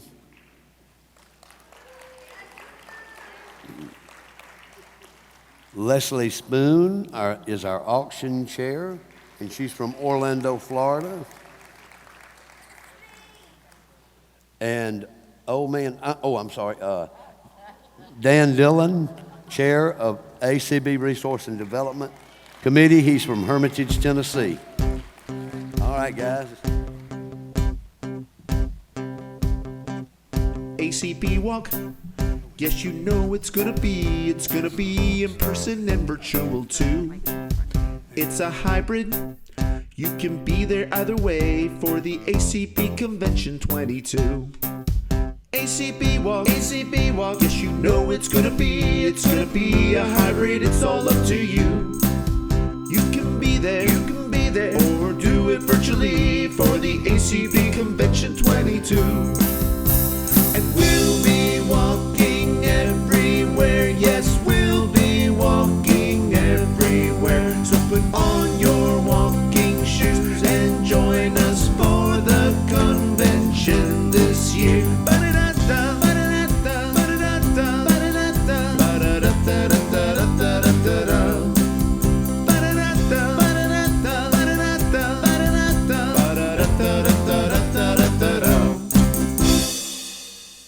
All right, all right. Good morning, everyone. Well, that didn't sound very good. I think we can do a little better. Good morning, everyone. Very good, very good. I like that enthusiasm. And, you know, most of you know that the RDC, or the Resource Development Committee, oversees many of the fundraisers. We're going to talk about two tonight, this morning. I'm all right. But I wanted to, well, first of all, I want to thank all of you who participated in any of our fundraisers we've had this year and previous years. We can't do it without you. And I would just like to have a little mic in the hand privilege here to talk about something that has been talked about some, but not as much as other fundraisers, and that's the ACB Angels program. So, yes, really, it's a wonderful program. It's brought some money into the American Council of the Blind, but more importantly, it's recognized members and non-members who have contributed to the American Council of the Blind, and people that have passed on, but we've kept their memory alive with this ACB Angels program. And briefly, that is where an individual or an affiliate contributes $500 to the American Council of the Blind, and then we create their own web page with a picture and a bio, and then we provide them with a tactile plaque that we put on what we call the angel wall, and that has raised numerals on it that you can feel, and all along the bottom it has Braille. So it's a wonderful program. So hopefully we can get some of you to participate and recognize an angel from your affiliate for next year. Well, without further ado, we're going to talk about the ACB auction and the ACB walk specifically. But you know, we can have so much fun raising money for the American Council of the Blind. It's great with the walk, we have that friendly competition, and it gets quite competitive. And then with the auction, if you've participated in the auction, you know that can get pretty wild and woolly, but it's a lot of fun. So to talk about the auction, I want to introduce to you Leslie Spoone. Good morning, everybody. Oh, good. Can you all hear me? Oh, yay. So, you know the auction is very near and dear to me. This was the 16th annual auction, summer auction. The proceeds this year went to the community engagement and membership engagement. So this is exciting, guys. So all of the proceeds that you guys help raise for the summer auction is going for community and membership engagement. So let's give ourselves a big hand. Thank you to everybody that contributed. It was an exciting night, like Dillon said. It was exciting that couple of days before the appetizer auction with the Spoone household. I love it when people call and Dan answers and they're like, "Aren't you the president?" And they're like, he's like, "No, I'm just the auction guy today." So, so keep calling, keep bidding. We love it. Thank you to you guys. Thank you to the donors, the affiliates, the individuals. There were so many new donors this year, individual donors. So thank you so much. Thank you to my committee. I have probably the best committee. I know everybody says that as their chair, but I really do, guys. This takes a village. You guys say, oh my gosh, it's one time a year. You know, we don't stop all year long. We have a little break this week, which is very nice. And then we start in September for the holiday auction. So it's a year-long work in progress auctions. We love it. My committee consists of Angela Lanier, Beth Corley, Brian Charlson, Jeff Tom, Mary Hopp, Marcia Farrow, Michael Garrett, Patty Slaby, Rachel Schroeder, Terry Linagashi, and Zelda Gebhardt. And so, guys, it takes a village. You see, there's a lot of people on this committee. It takes a village. We also have Nancy Marks Becker as our staff person, when she is always there for us. It's amazing. I just want to say a huge, huge thank you to her. Without her, I don't think I could do all this without her. So thank you, thank you, thank you, Nancy. I really, really appreciate you. You mean a lot to me, so thank you, thank you. David Trott is our office liaison, so thank you also, David. Thank you for being patient with us, guys, for shipping. This is kind of a unique situation this year. I do have some of your items if you're missing your item. Sean Barrett, I still have your item, and I still have another item that I'll get with Mark Bulger. But be patient with us, guys. I'm going home and going shipping, so please be patient with us. It's gone well. Chris Sawyer has been charging. If you haven't paid, call us. We want your money. So you guys ready? Are you ready for a big hip hip hooray and what we think so far? Okay, so here we go. How about a drum roll out there, guys? All right, we have raised for the ACB summer auction over $37,000. So thank you, thank you, thank you. I get teared up. I know Brenda's up there saying, we've done it again, Dan. So thank you, Cindy Hollis. I can't say enough about Cindy. Thank you, Jeff Tom. Thank you for putting your faith in me. I really appreciate you guys and love you. Thank you, everybody. Back to you, Dan. Okay. Thank you, Leslie, and thank all of you who participated in the auction. Now to talk about the walk, the chair of the walk committee, Donna Brown. Anyone in the room who is a walk team captain or a representative of your team, if your captain is not here, come to the front of the room just in front of the stage. And each team will receive a plaque as a participation. Also, if you are here in Omaha and you signed up for the walk and you did not get a bag from the walk, they are wonderful bags. Please let me know. If you don't know how to contact me, I can guarantee you probably have a friend who knows how to contact me.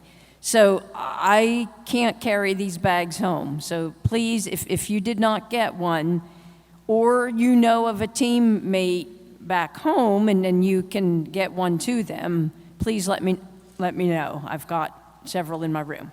The walk. We actually had the on-site walk on Saturday night, quite a new experience. It was part of the tailgate party. And then we walked from the hotel over the skywalk and took a little tour of the convention center, and then we actually came into general session. That's the first time we've done that, and it was really pretty neat. But the walk, you can still get donations. It is not over. And of course, the theme is walking everywhere. So, of course, we've done a good bit of walking this week, aside from the actual walk event. if you're in Omaha, you're walking. But we also hope that all of us will continue to walk. But we're hoping that everyone will continue to raise money for ACB by contributing to the walk. And I want to thank one of our, we have a sponsor every year who is so dedicated to the walk, the Macular Degeneration Foundation. I mean, they truly are friends of the ACB Walk. Unfortunately, nobody was able to be here from that foundation this year, but perhaps in Schaumburg next year.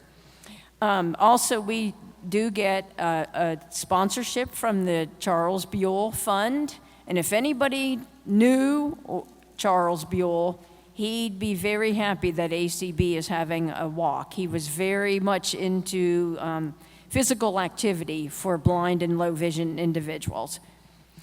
So there are 26 walk teams. We gave out some prizes the other night at the walk. And right now, still, the Sugar Warriors are ahead. And however, there's a contest going on, and so listen up out there. As of yesterday, all the amounts that each team has raised so far are on paper. And so whichever team raises the most money between yesterday, which was what, July 5th, and August 31st, whichever team raises the most within that time period will get a prize. So right now, your team could be maybe in 20th place or whatever, and you could still win that big prize. So I want to challenge everyone to continue to seek donations from friends, family, businesses, just whoever you know. And we all know that sometimes people really mean to give, and then they put, if you sent them an email, they put that aside because they don't have time to do it right then. Just gently and politely go back to them because they probably have good intentions and just haven't gotten around to it. I know I have several donors. That happens too. So right now, we have raised a little bit over $42,500. So hopefully, maybe by tomorrow, we can be up to $43,000. That's not too much to ask. So I want to challenge all of the teams to continue to seek donations. It is not too late. August 31st will be the cutoff. And if you remember, your team, half of what your team raises, half of that amount will go back to your affiliate. So we all want to beef up those treasuries in our state affiliates, special interest affiliates.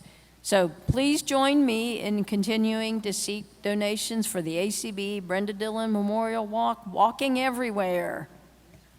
All right. Thank you, Leslie, and thank you, Donna, and thank all of you again for participating in our fundraisers.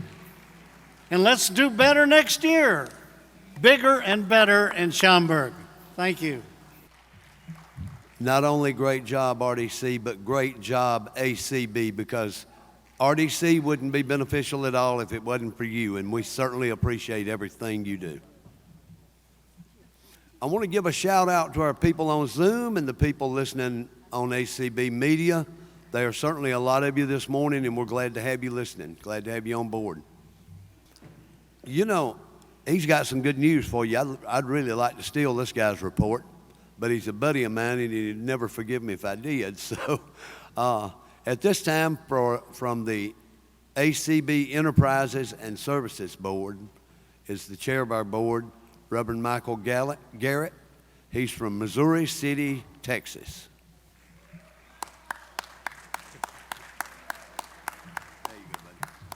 Good morning, ACB. Now, you'll have to kind of excuse my excitement this morning because right about 3:15 this morning, I got a phone call informing me that at 3:06 this morning, the Garrett clan expanded to its 13th grandchild. So, needless to say, Peggy and I are very excited this morning. But I'm here to give the ACBES report. But before I do, let me put on another hat. I'm also on the MMS committee, and Dan and David have already talked about that. But I'll be at the back of the room. If you want to increase your MMS contribution, or if you want to begin your MMS contribution, locate us back at the back of the room. We'll be here today and tomorrow. We're still taking contributions. All right, so let's talk about ACBES, the American Council of the Blind Enterprises and Services. And we are a wholly owned subsidiary of ACB, governed by its own board. And I want to recognize our board, consisting of Jeff Tom, David Trott, Dan Spoone, Kim Charleston, and George Holliday. Now, I'll tell you a secret. I'll tell you a little secret about our board. And you know, Leslie said something a while ago, but I want to disagree.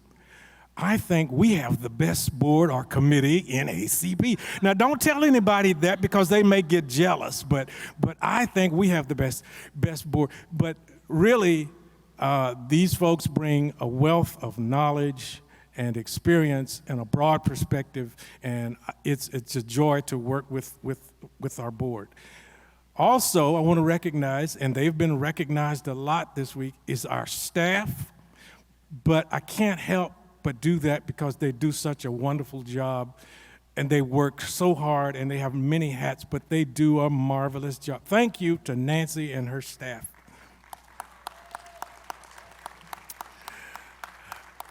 Now, there's a third group I want to recognize, and that is our store employees, but I'll talk a little bit about that in a couple of minutes.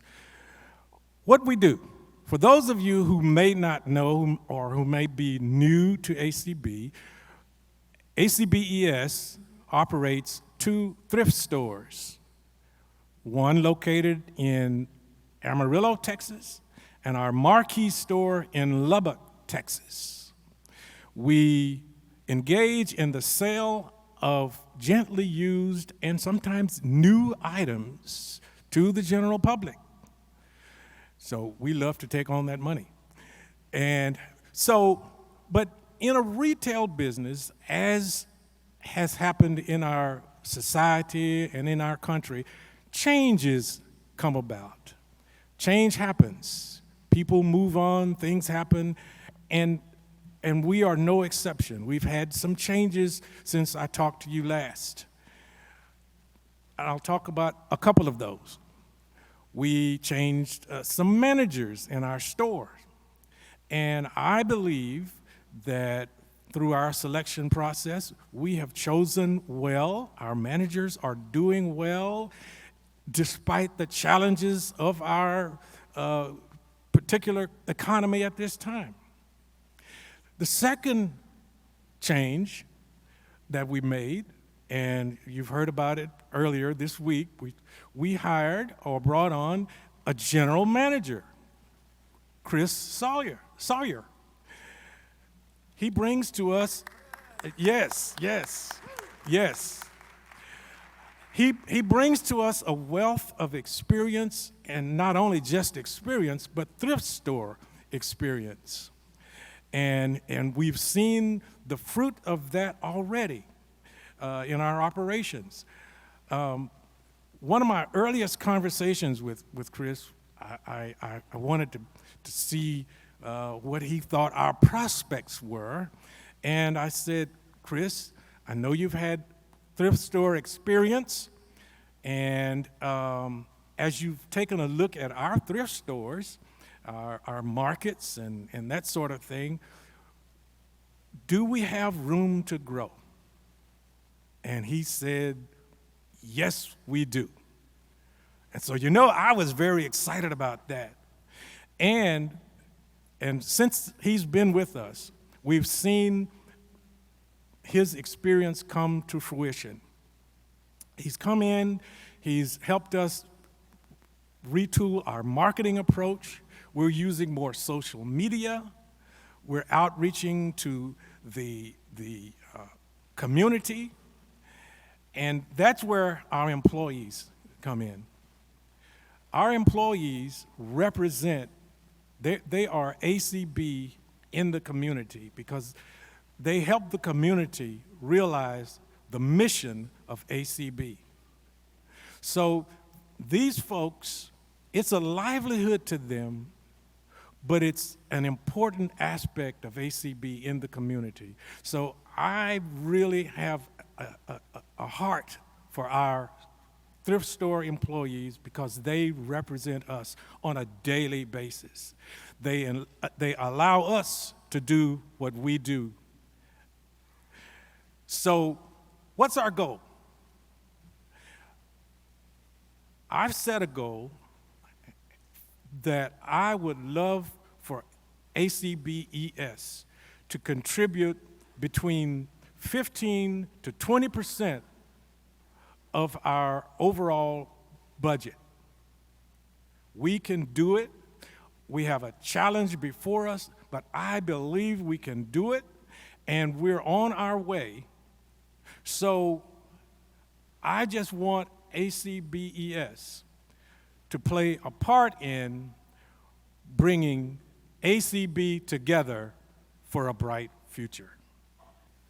There's so much more you could have told. I tell you what, I want y'all to give Michael another round of applause here in just a minute. I want to tell you, Michael also serves and probably is the most knowledgeable person in ACB on investments.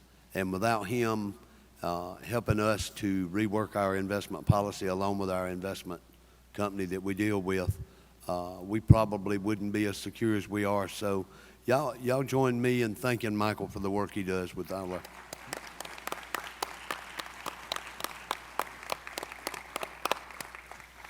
I told him one time I had $2 to invest, and he told me to call somebody that cared, so. You know, he's $1 million man, so my little two couldn't help him out.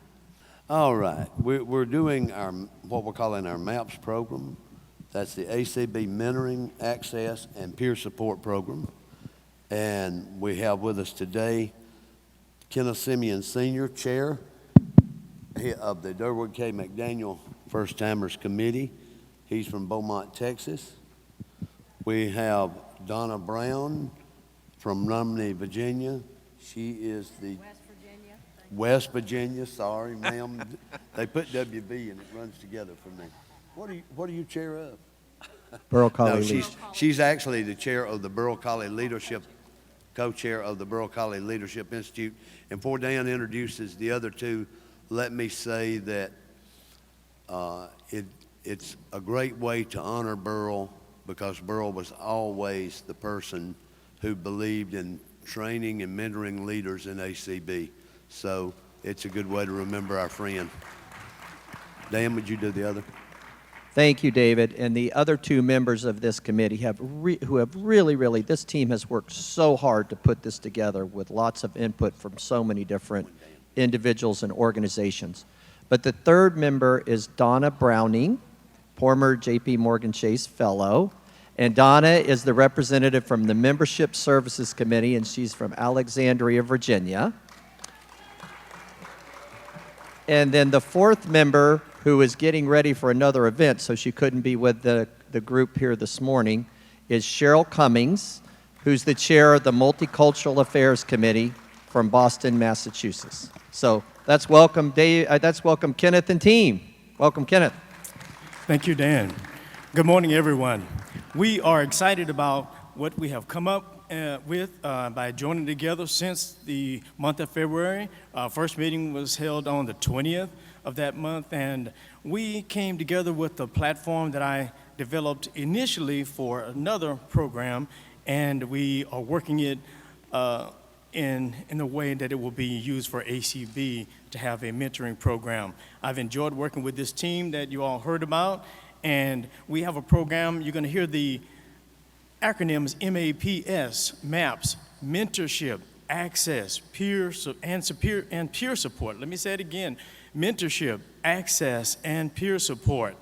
And within this program, we will have guides, which we are now looking at as our mentors, but the word guide has serves as acronyms: guidance, understanding, intervention, direction, and empowerment. So in our program, those have been well defined, and we have put things together that you will hear more about. We've had several presentations within the past month. We actually had community calls in May and June to help everyone to better understand what we're working toward. And we've gotten some good feedback, and we've come up with a lot. And I'm happy about where we are today. And you're going to hear some things from my fellow team members that will go more into detail. But I encourage everyone to consider applying to be a mentor or a mentee. And we have more details will come up about that, and I'll be back in just a little bit, but I'm going to turn it over to Donna Brown for now. Okay, so I'm going to share with you the objective of the program and the process that we used for developing the program. So the objective, the American Council of the Blind, ACB, aligns its programs and services with its mission, purpose, vision, and core values. Those are words we hear a lot.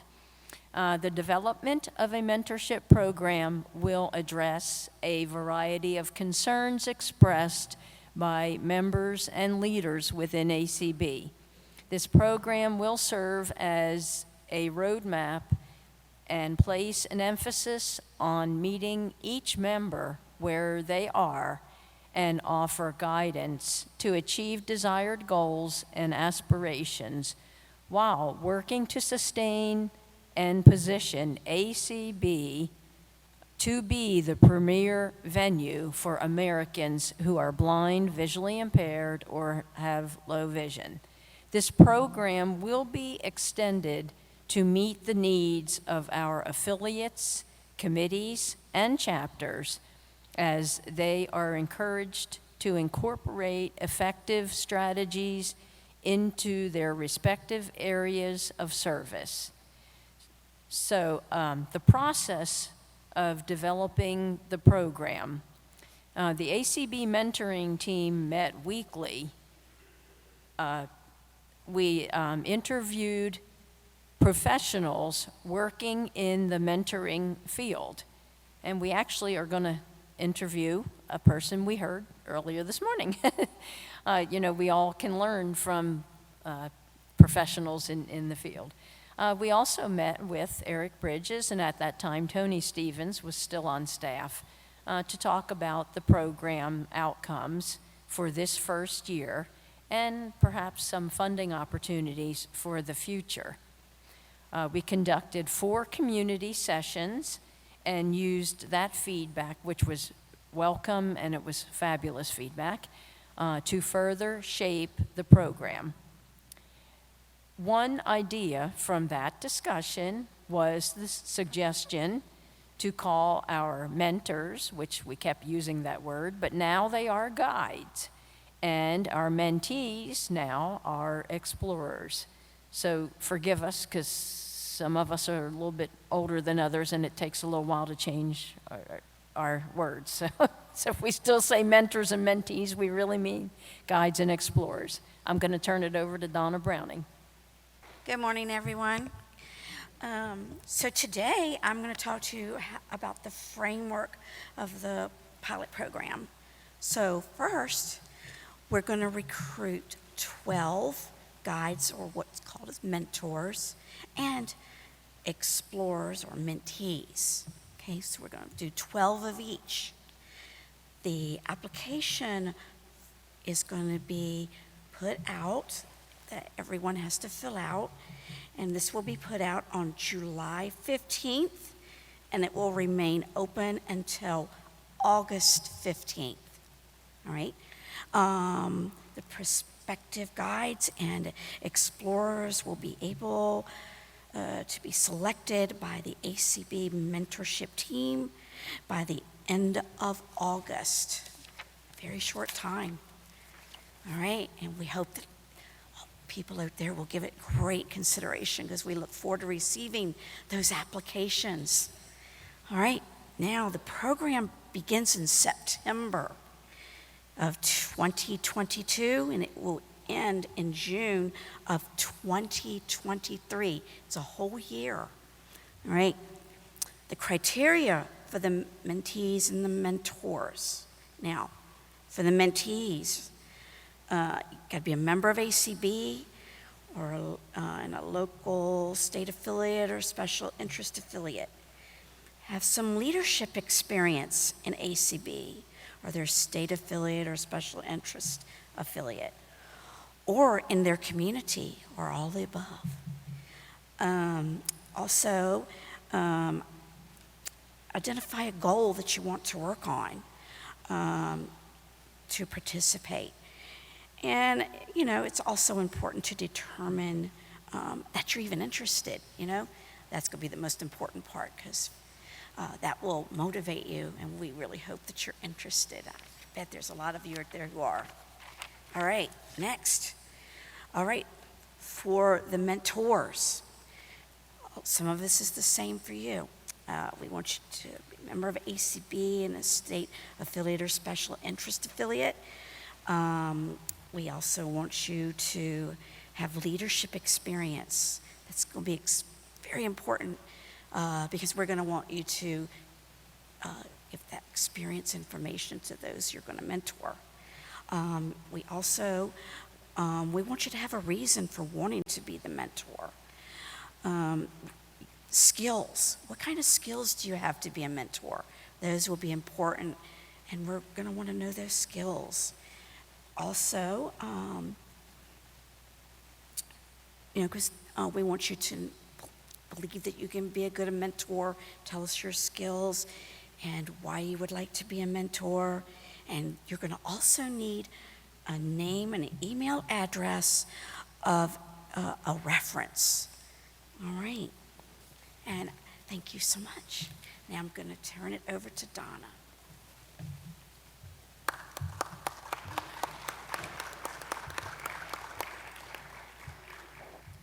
Okay, how will the program function? Good question. MAPS is a pilot program.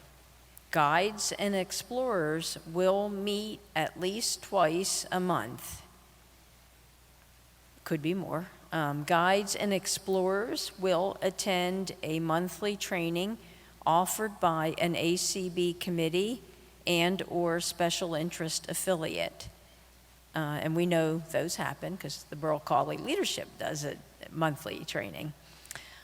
There will be at least 2 times during the year when all guides and explorers will come together for a quote-unquote check-in and sharing of experiences.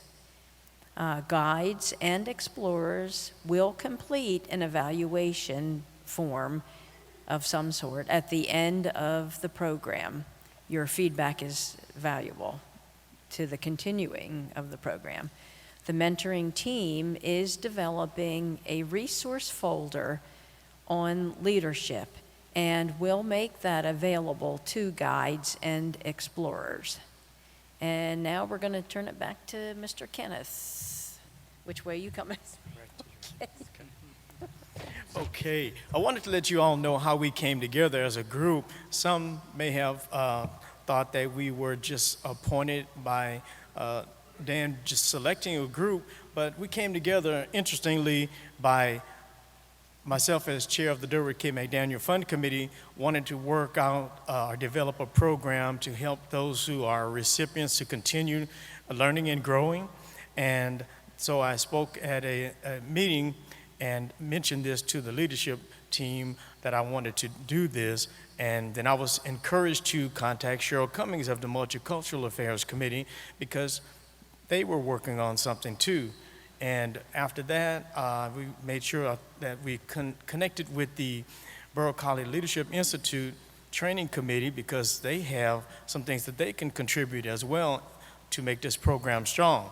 So we all came together through those means, and additionally, there was a resolution 2020-11 from the year of 2020 directing ACB to work toward developing a program that would include more minorities in leadership. So that's our goal, to help people to learn and grow, but we want our members to be prepared to lead and sustain ACB as we move forward. So after hearing what the Donnas have said today, I want to let you know that we'll have some things posted within the next week on acb.org for you to read about the program, and our applications will go live, as stated previously, on Friday, July 15th, which is a week from now. And we want to hear from you by asking you to send us email if you have comments, questions. Send email to acb.mentoring@gmail.com. That's acb.mentoring@gmail.com. We look forward to hearing from you, and we look forward to those who show some interest in serving as a mentor and joining in as a mentee as well. Thank you. Before we go to the door prizes, the president twisted my arm to give him a few minutes. You know how I am. I'm either on time or early. I don't want you in here late. So he's going to talk to us about the process for tomorrow, since it will be our first convention and it will be a long day. So he's going to give you a little update here of how things are going to run. Dan? Thank you, David. And wasn't that a good presentation from the MAPS Mentoring Committee? And I just want to say, I'm so excited about the mentoring efforts and the guides and explorers. And what I heard over and over again, this is 9 months, and we're looking for individuals that are willing to make a commitment of their time and talent, because it really is, it's at least 2 touches a month plus a training session for 9 months. So if you think about that, that's 3 times 9, that's 27 times over 9 months at a minimum, plus a couple of in-person or Zoom type of get-togethers. So it really, truly is a commitment, as it should be, to do a mentoring program effectively. So as you apply for this, make sure you have the time and the interest, because it is so important to develop these relationships over an extended period of time. That's what truly makes a difference for leadership mentoring. Tomorrow, there was some email traffic. People, why didn't we do resolutions earlier? I wanted to kind of take a little time to talk about the process. We, of course, had no idea of how many elections we would have, and based on that, how much time would need to set aside in general session for roll calls and for candidate speeches. As it turned out, we only had 1 contested election, so we got through that process fairly efficiently. Everybody did an excellent job, and I want to thank everybody for their flexibility at willing to move their presentations into Tuesday and Wednesday. Hopefully this will make tomorrow's session go much more efficiently. The reason we wanted to hold all the resolutions tomorrow on Thursday is because we want to make sure that all our members get an ample time to participate. We're going to have all those that are participating on Zoom in the general session Zoom room ready to go, because we will not do any roll call votes tomorrow, but what we will do is voice votes. And voice votes, like we saw for nominations, means we have to go through the process after we have debate on resolutions. So first we're gonna, let me kind of walk you through the process. So tomorrow we're going to have 20 resolutions to discuss, debate, make amendments to, and then do voice votes on. And then once we do voice votes, we'll have to ask if there's a need for a record vote, which in our Constitution and bylaws, if those in the minority on a voice vote, if 25 of them either stand or raise their hand in the hall or on Zoom requesting a roll call vote, then that resolution will move to our after in-person convention voting election days. So the way we're going to do this tomorrow, we've got to start with, of course, our normal exercises in the morning with the recognition of our corporate sponsors. We have a diamond sponsor, Meta, formerly Facebook, who will be here live and in person to talk to us. And then we're going to do our resolutions in blocks of 4. So Gabe Griffith, our resolutions chair, will be on Zoom. He'll introduce each of the first block of, there's 4 resolutions at a time, so he will introduce the resolution. We have all the resolutions recorded by Guillermo Robles. He did an outstanding job, and we appreciate all of his hard efforts. And then we will hear the resolution, and then we will open it up for debate. And then at that point in time, when the debate is ended, and let me go through the debate process by our standing rules. Debate will be held in 20-minute segments. Each person is allowed to speak for 2 minutes, so that we will have 10 speakers if that many are willing and wanting to speak. There'll be 5 that'll be for the resolution. Voting will ask for people who want to speak for the resolution and get 5 members for that. And we'll have people who want to speak against the resolution, and we'll have 5 members for that. We are going to try to be equitable about that and have, 2 or 3 from the ballroom and 2 or 3 for Zoom, both on the for and the against. Once we have 20 minutes of debate, debate will be closed unless the membership asks for an additional 20 minutes of debate. So that's kind of the process we go through. Then once the debate ends, we'll take a voice vote. What we most likely will do is start by taking a voice vote in the Zoom room where everybody will lower their hands and we'll have them raise their hands. Once that count is taken, we'll then call for the yeas and nays in the hall, and then that'll give the Zoom room a chance to lower their hands, and then we'll do the against vote in the Zoom room. So we're trying to be as efficiently as we can be through this process, and we've never done it before, guys, so what do we say? Patience and flexibility. We're going to work through this. We're going to get through it as an organization and as a team. We'll have our supervisor of elections, Nancy Marks Becker, who will be looking at our Zoom room for us and conducting helping us conduct the voice vote, as well as Denise Erminger, our parliamentarian. So once we do a particular resolution, then we'll call the next one. If for any reason we have a record vote, so we have 25 people stand and request a record vote, at that point in time, debate will end on that particular measure, and it will move over to July 11th, and it will be put on a vote now. Get my right voting software here. It will go on a vote now ballot, where we'll have individual votes, and we will also have a roll call vote. For the resolutions that require a record vote, the voting will open up from 4 to 8 p.m. Central Time, and then we will come on at 7 o'clock Central Time, remind everybody of the process, and then we will start the roll call affiliate vote. And then at the end of those 2 voting periods, a little after 8 o'clock Central Time, our supervisor of elections and our parliamentarian will tally the votes. And after that, we will provide the results. While they're tallying the results, at the end of our session tomorrow, we will have the first reading of our Constitution and bylaw amendments. Those have been pre-recorded as well. And then on the 11th, after we do our vote on resolutions, which is strictly a vote, there's no debate on the 11th, with one exception, and I'll talk about that in a second.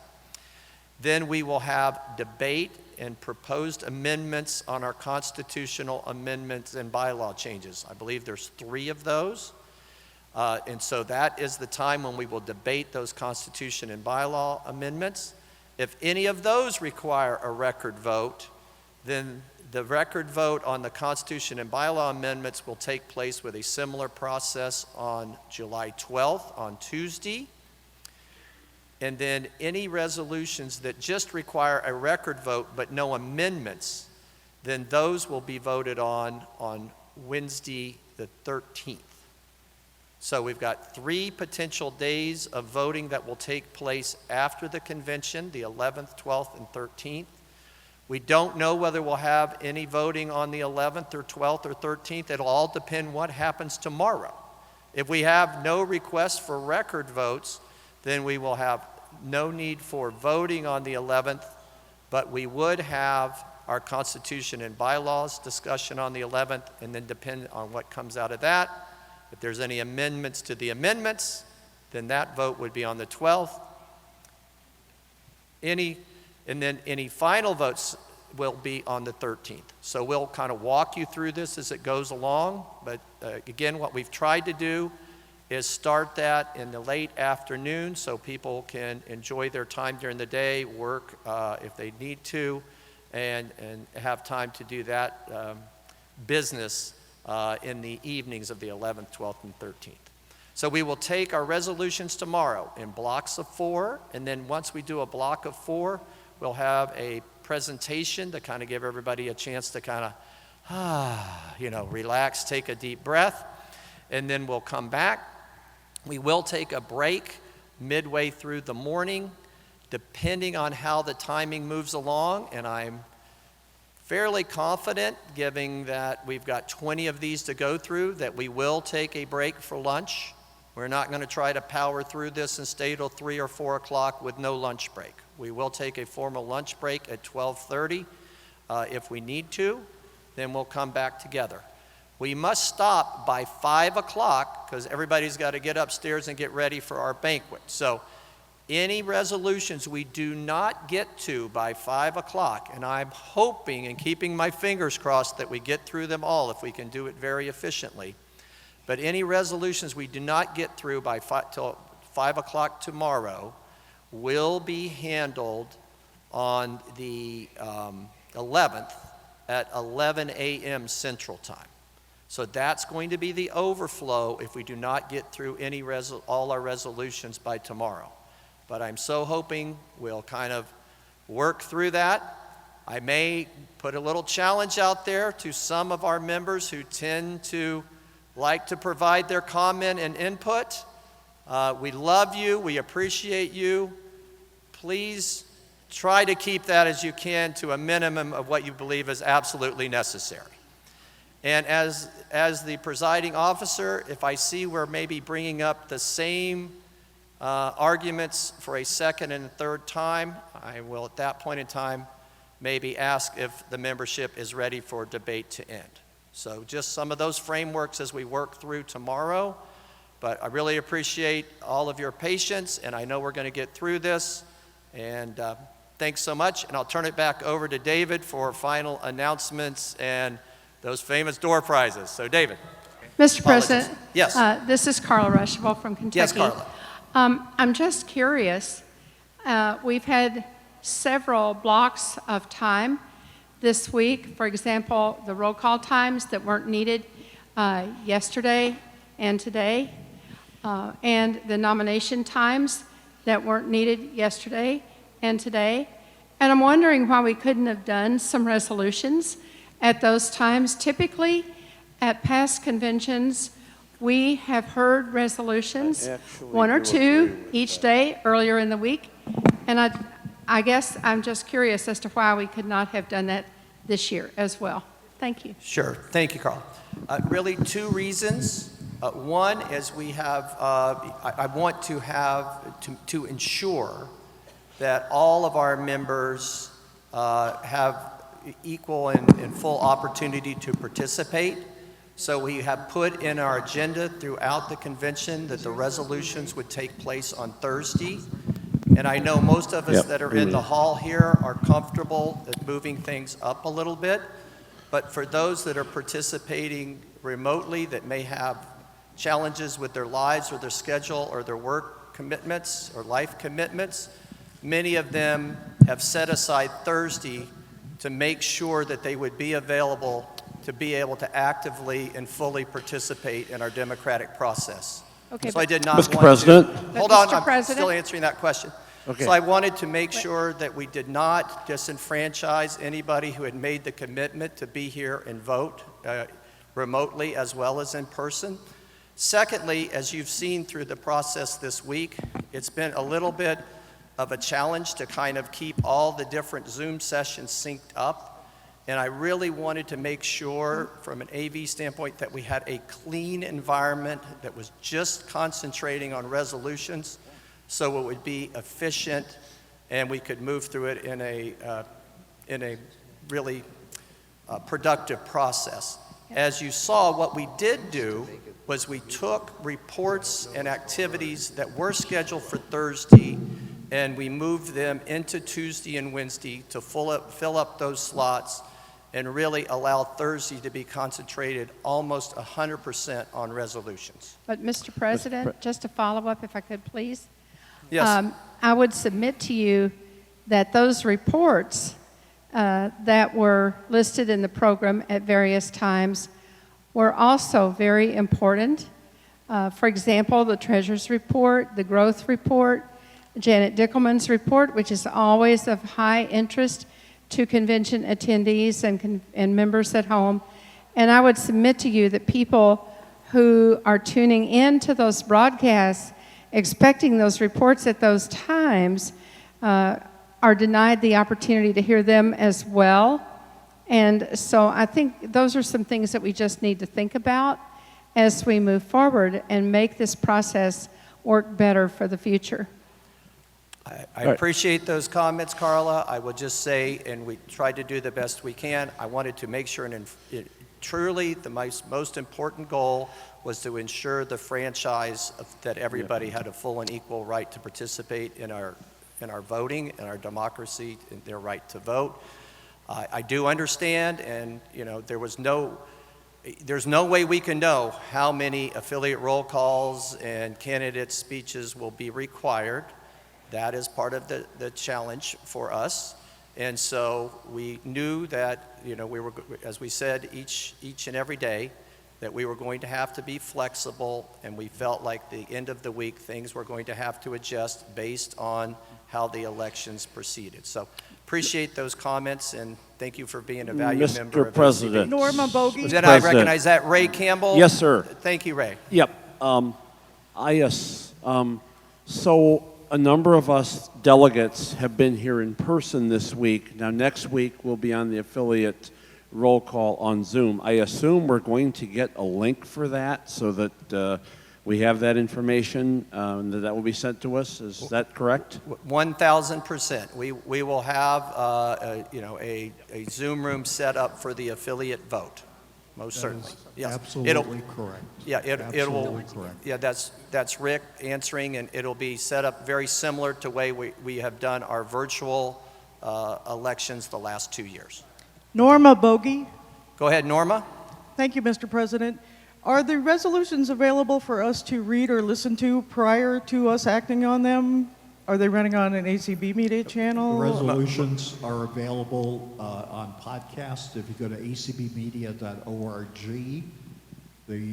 there is a podcast that has all of the resolutions that will be discussed. Fantastic. Thank you so much. They also have been sent out to both the leadership and conversation lists as well. Each individual resolution. And I think some of the affiliates have even taken, and I've noticed, combined them and consolidated and then put them in some different formats for folks as well. Yes, go ahead. Next person. Yes, this is Michael Byington. Just to clarify, Michael. The links that are going to be sent out for voting will go both to the delegate and the alternate, correct? That's correct. All right, thank you. Just to clarify. And Thank you, Mike. If there are any changes, those need to be reflected. Yes, what Rick is saying, make sure, whoever will be available from your affiliates to vote on the 11th, 12th, and 13th, please get that information to our ACB Secretary, Denise Colley. Right now, she will use the list as it has been identified, so if you have any changes, please make sure that Denise has those no later than Sunday afternoon so we can make sure and get the links out. I'd even say, if you can do it, guys, if you could get it to her by the end of the day Saturday, that would really give us Sunday to get those links out to everybody so they feel comfortable that they have their invitation for the roll call vote. Okay? Any other questions? Mr. President, Yes, who's seeking the this floor? is Donna Seliger. Hi, Donna, And- go ahead. Hi.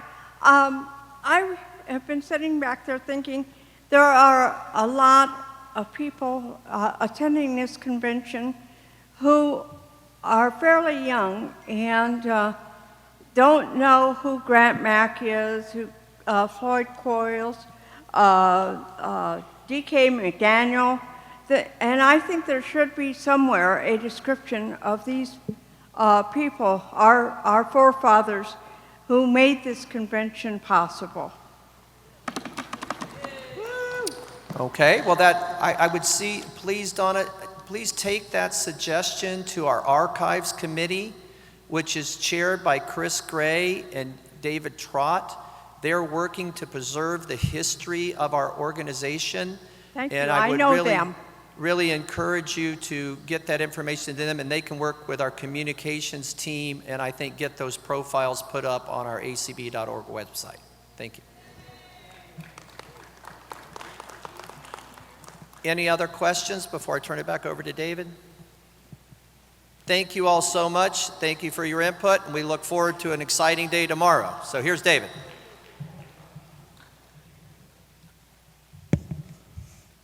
Let's see, your first door prize winner was David Trott. Your second door prize winner is Rhonda Trott. Okay, I said all that to say this. You know, if I'm waiting on him to pull my name, you'll probably get to the hat size first. Are you guys ready with the door prizes? First door prize is a $25 Amazon gift card donated by the good folks at Nebraska. And our winner is from the great state of Iowa, Donald Worth. Donald Worth from the great state of Iowa. A $25 gift card from Amazon. Second door prize is a $25 Uber gift card. Who doesn't need transportation? I guess I'd rather you wait. And from the great state of Illinois, the winner is Mary Abramson. Mary Abramson. And that was donated from Nebraska as well. And then the third of 4 door prizes, so we got 2 more. We have a $25 gift card donated by the good folks from the Missouri Council. From the great state of Oregon, our winner is Jeffrey Anderson. Yay. All right. And then the fourth and final door prize of this day is a $25 Amazon gift card. And it's again donated from the great folks from Nebraska. And by the way, I'd like to thank my host committee here of Jim Urach and Lisa Johnson and Crystal Platt and Tyler Uronic for all the work they've been doing. So the last door prize, again, $25 Amazon gift card, is from the great state of California. And lucky winner is Ruth Ann Acosta. Ruth Ann Acosta, you are the $25 Amazon card winner. And we should have some more door prizes tomorrow, Mr. Chair. Thank you. All right. Now, don't run off and leave because we got an important announced person coming up with announcements now. Our convention coordinator, Janet Dickelman. Good morning, everybody. First of all, and I can't believe I did this, and I was going from some very brief notes yesterday when I made my report. I neglected to mention a very, very important group, and they correctly called me on it, and they said, it wasn't a big deal, but you forgot us. And I said, yes, it is a big deal. the ACB Nebraska Host Committee. So I apologize profusely, and these guys did such a great job. They had weekly meetings.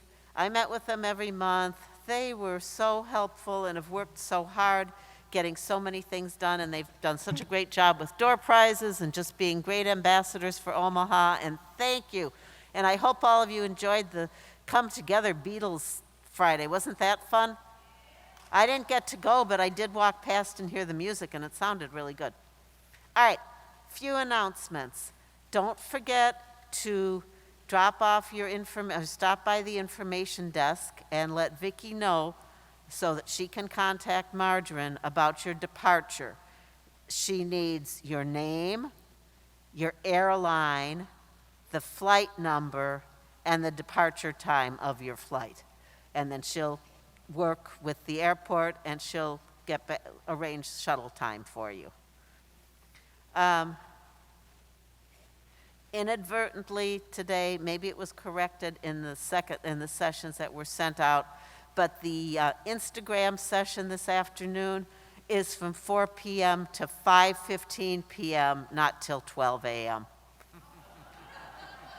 Someone asked me about it, and I said, no, it really isn't an 8-hour session, so I appreciate people, So 4 to 5:15.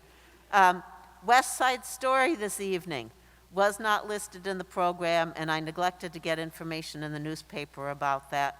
But that is this evening at 8:30, and it is in CHI 213. And for those of you listening via Zoom, that will also be on Zoom and is in your Zoom links that was sent out today. That will not be streamed on ACB Media, however. Comcast was here today. They're here till 1 o'clock today in room 211. They will tomorrow be in room 215. So please and the convention center, please make sure you go down there and visit them because they are giving away a smart TV, and the drawing for that will be at tomorrow night's banquet. So make sure you stop by and visit with them. And that is all that I have at the moment. Thank you. A man's ball cap was found. It's an Army ball cap was found at the information desk. Thank you very much, Mr. Presiding Officer. All right, are there any other announcements? Hearing no more announcements, I declare us adjourned until tomorrow.